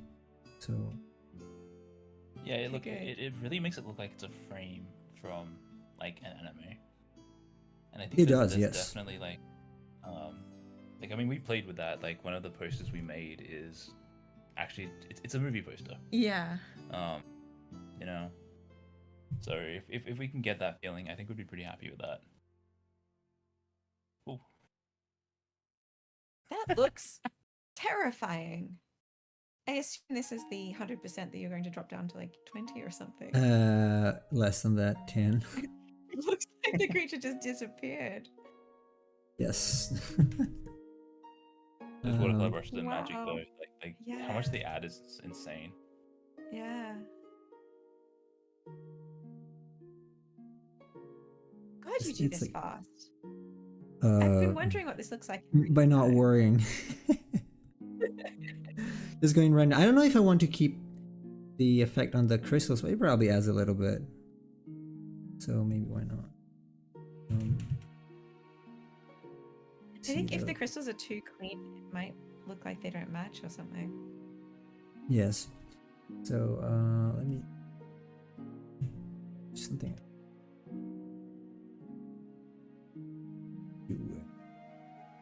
Oh, it's racing. That's why.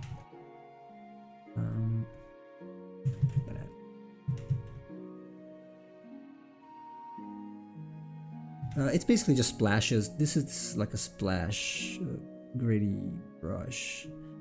So, and then I usually check by seeing. To be fair, I'm gonna have to check this again tomorrow because my I have the night light turned on my monitor, so my perception of color is very skewed right now. Very, very skewed.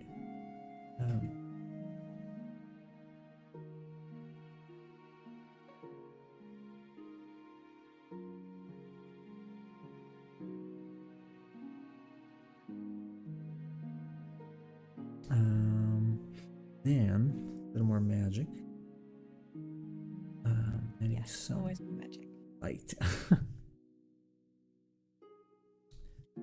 Some light. I don't want this to be overly orange though, because it.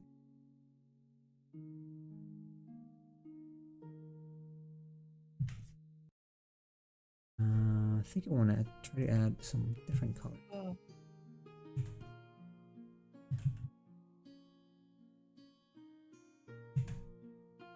Blue here and there.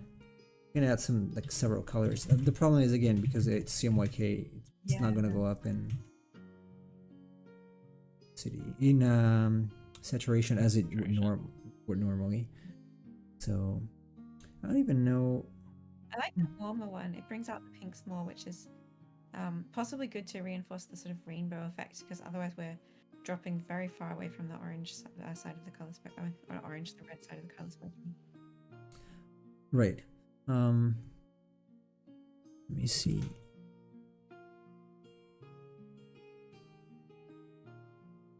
Matthias says, the bright splash effect looks really good on the crystals, but the dark splashes make them look dirty. Yeah, I was thinking about that. I'm not sure. I can. Yeah, you know what? I think you're right. The point is, usually, reflections are both dark and light, right? They're both things. But I don't know if they're good this time. I might. Yeah, they don't look very good. What do you guys think? Oh, like, here is how they look without. It might be a little better. Obviously, it's gonna look a little different now that when I'm gonna remove the. So this is without the black, light, yeah. Or no, without the black. Without the black. Yeah, I don't mind that actually, because it does make the shell look quite glowy, which I think is a choice. You mean you don't mind the fact like to not have that? So that's got. Let me just check that I understand. So the crystal shell does not have the dark splotches Exactly. on it, but the Yes. body of the snail does. Yes. Yeah, I don't mind this. I thought it makes the shell look more luminous. Yeah, I thought I wouldn't like it, but I actually think it looks quite good. Cookies. Okay. What do you think? Yeah, I prefer it this way. Thanks for joining us. Thanks, Saman. Oh, I think it was Matthews. Maybe. Oh no, he's just saying goodbye. Saying yeah, good night. All right, good night, Saman. Thanks for being here. I'm gonna miss him. Give another 10 minutes. But Matthew did offer some great advice. Does Mikus-chan have anyone? Yes, of course.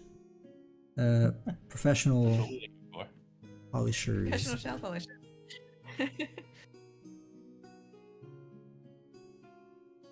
Yeah, I don't mind that with the shell just being a little more lit up.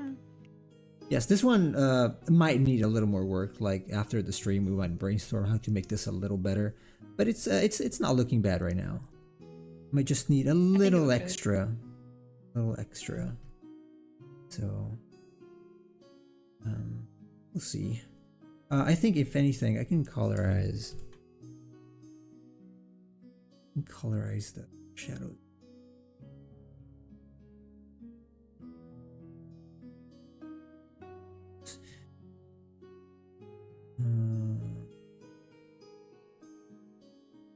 Or after. Saman has suggested instead of dark, use a warmer color in a layer.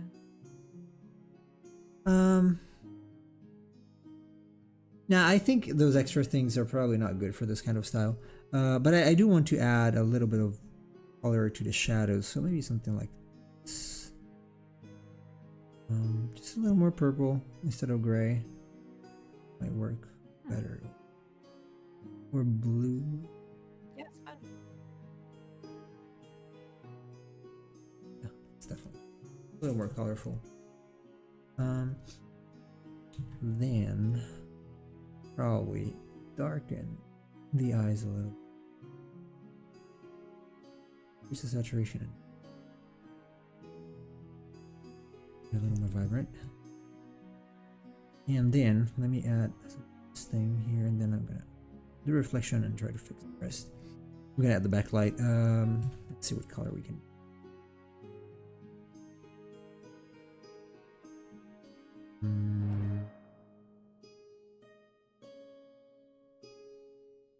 Purple, just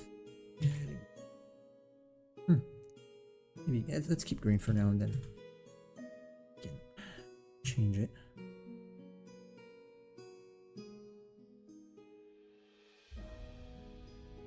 This is not physically accurate, obviously.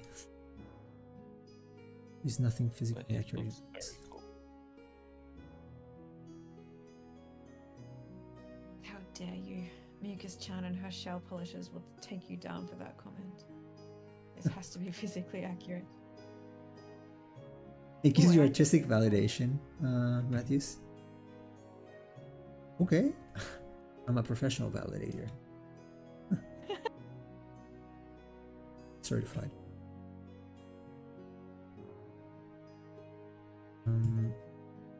So let's see. This is always very harsh in all the Aethermon, so I'm gonna leave it like. I like it. I might change the color a little bit. Does not necessarily need to be a color dodge. It can be like normal. Obviously not this green, but it can be much brighter and of any different color. It's just that I guess it probably looks better. Like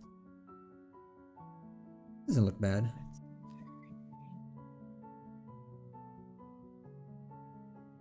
Oops. Maybe something like this. This is a little bit from the bottom. Fine. Some from. And maybe there's one here. Or.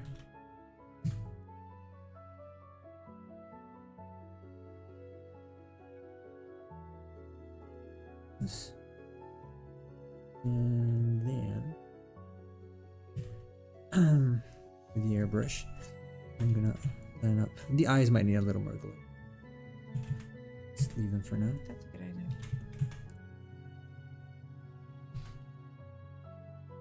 Just removing basically the harsh black.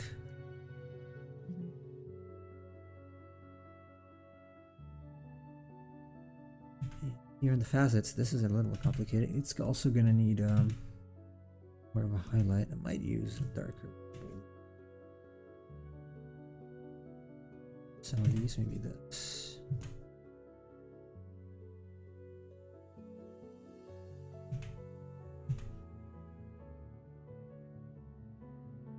I'm trying to stay fairly or more saturated than I would go normally, because obviously CMYK, so it's fine if it looks. So are you just, what are you doing? 50%ing the shell? No, line? I am drawing on top with a layer that only paints on the lines. Okay. Anything that is not a line is not painted, basically. Okay. To darken the outside. Shade down here. Yeah, I need to.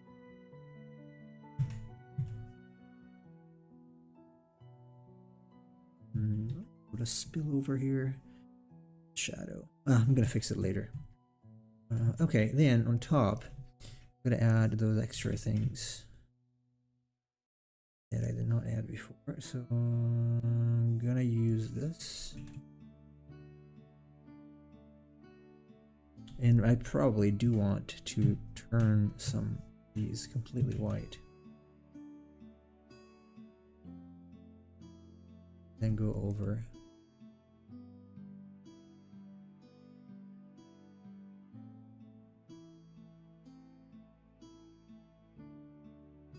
Maybe here.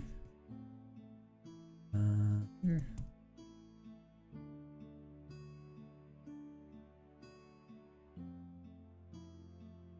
It's gonna make it look a little more shiny. Probably. Should.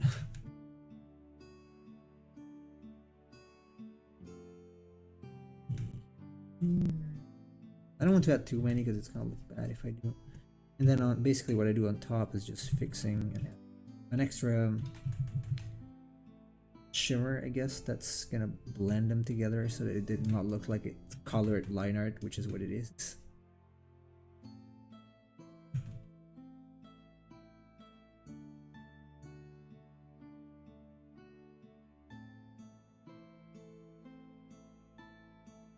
Also adding some softer touch because it's white, so maybe it's giving a little bit of glare out.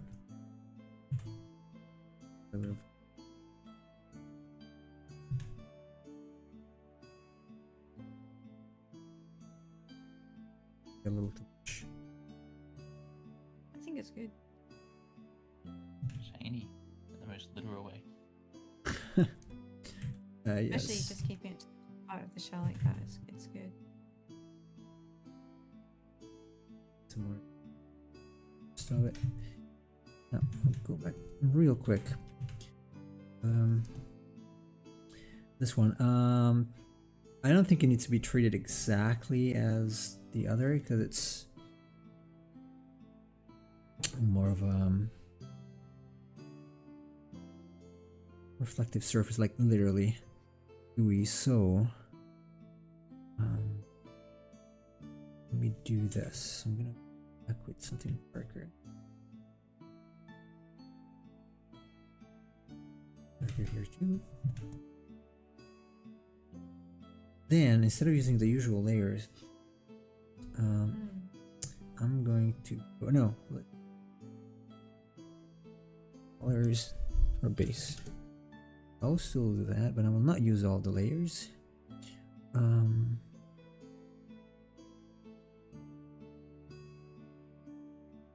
gonna use them partially, and probably want to go for something like this for the reflection. Now it has to put some volume, so let me actually do this. It's like this. Or not. No. We do this. Too much. At first.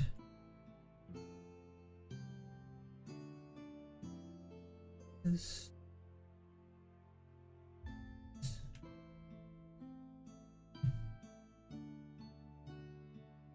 Okay, this doesn't look like much right now, but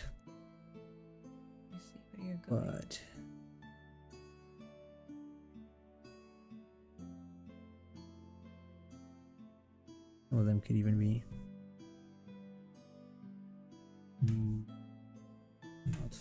not so blurry, depending on what's reflecting, or it's more like a puddle. No, it's looking like metal if it's this much. So it's just a little bit,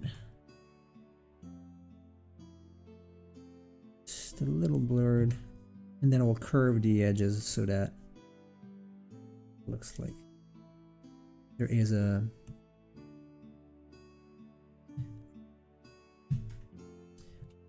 definition to it. It's not flat, it's just a little thick.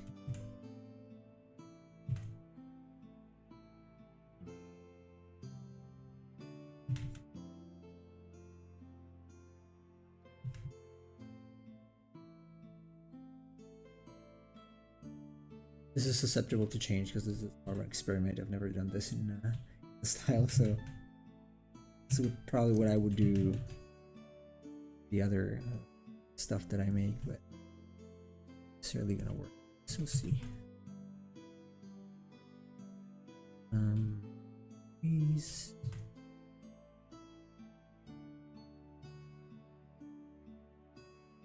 But the point is here, adding this reflection now in white.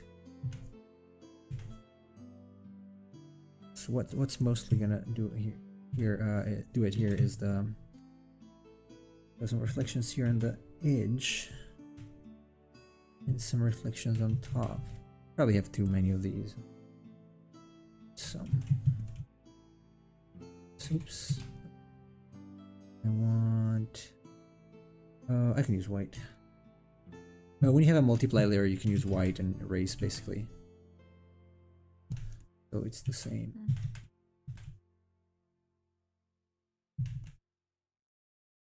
But then having some.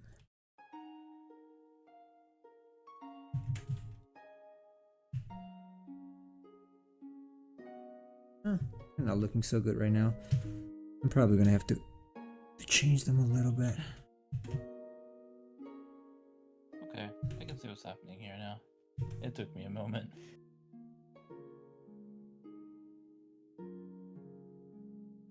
This one.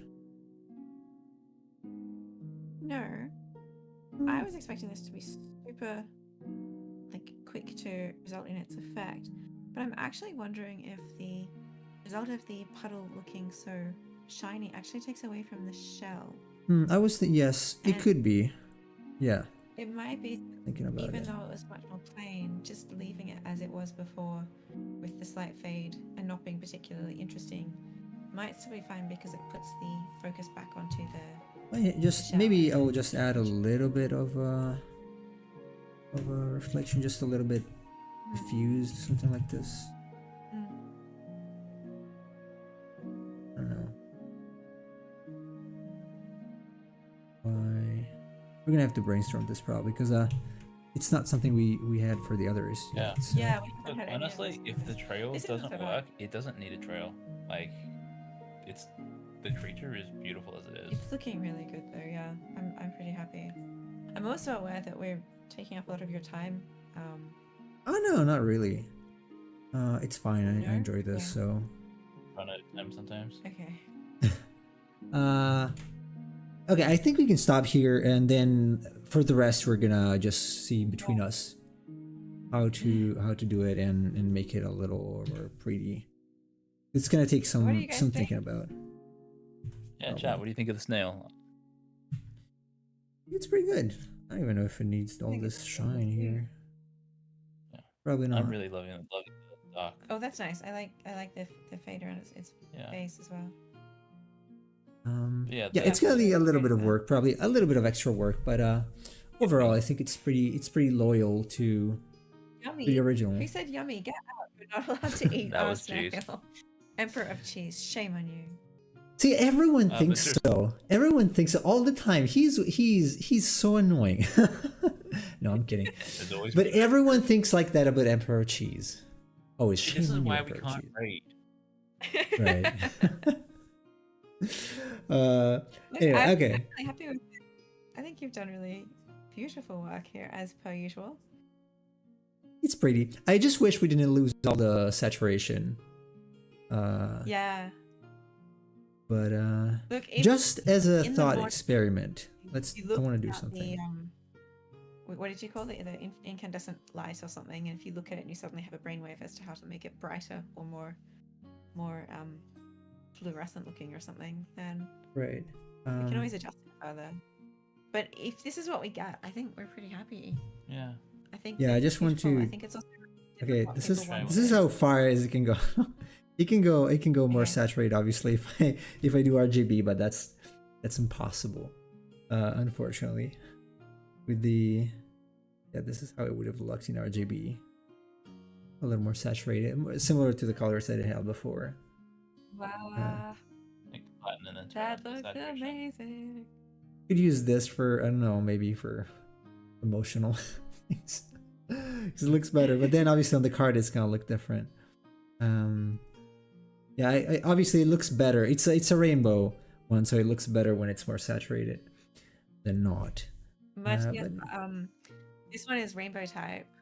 Yes. Aethermon has a non-standard set of elements. What have we got? Earth, fire, moon, nature, heart, metal, ice, sun, sky. We have said earth, honor, thunder, water. I've missed at least how many did you two. There's a missed bunch. a few. And this one's rainbow. Oh, maybe I haven't missed any. And we're workshopping a couple of extras. Yeah, that's about 12. And maybe I didn't miss any. You're right. It does look sugar type. You probably we could make a sugar snail out of this. I guess that's fair to say. I like RGB so much. Yeah, it's really pretty. Too bad. But you know, I'm really happy. One day they will figure out. One day they will figure out how to make paint be bright like light. I'm sure technology will improve, so things gonna look better. But for now, let's use the CMYK. Anyway, yes, it's time for the stream to end, everybody. So thanks a lot for being here with us for 3 weeks, basically 3 sessions. Yeah, it was a pleasure.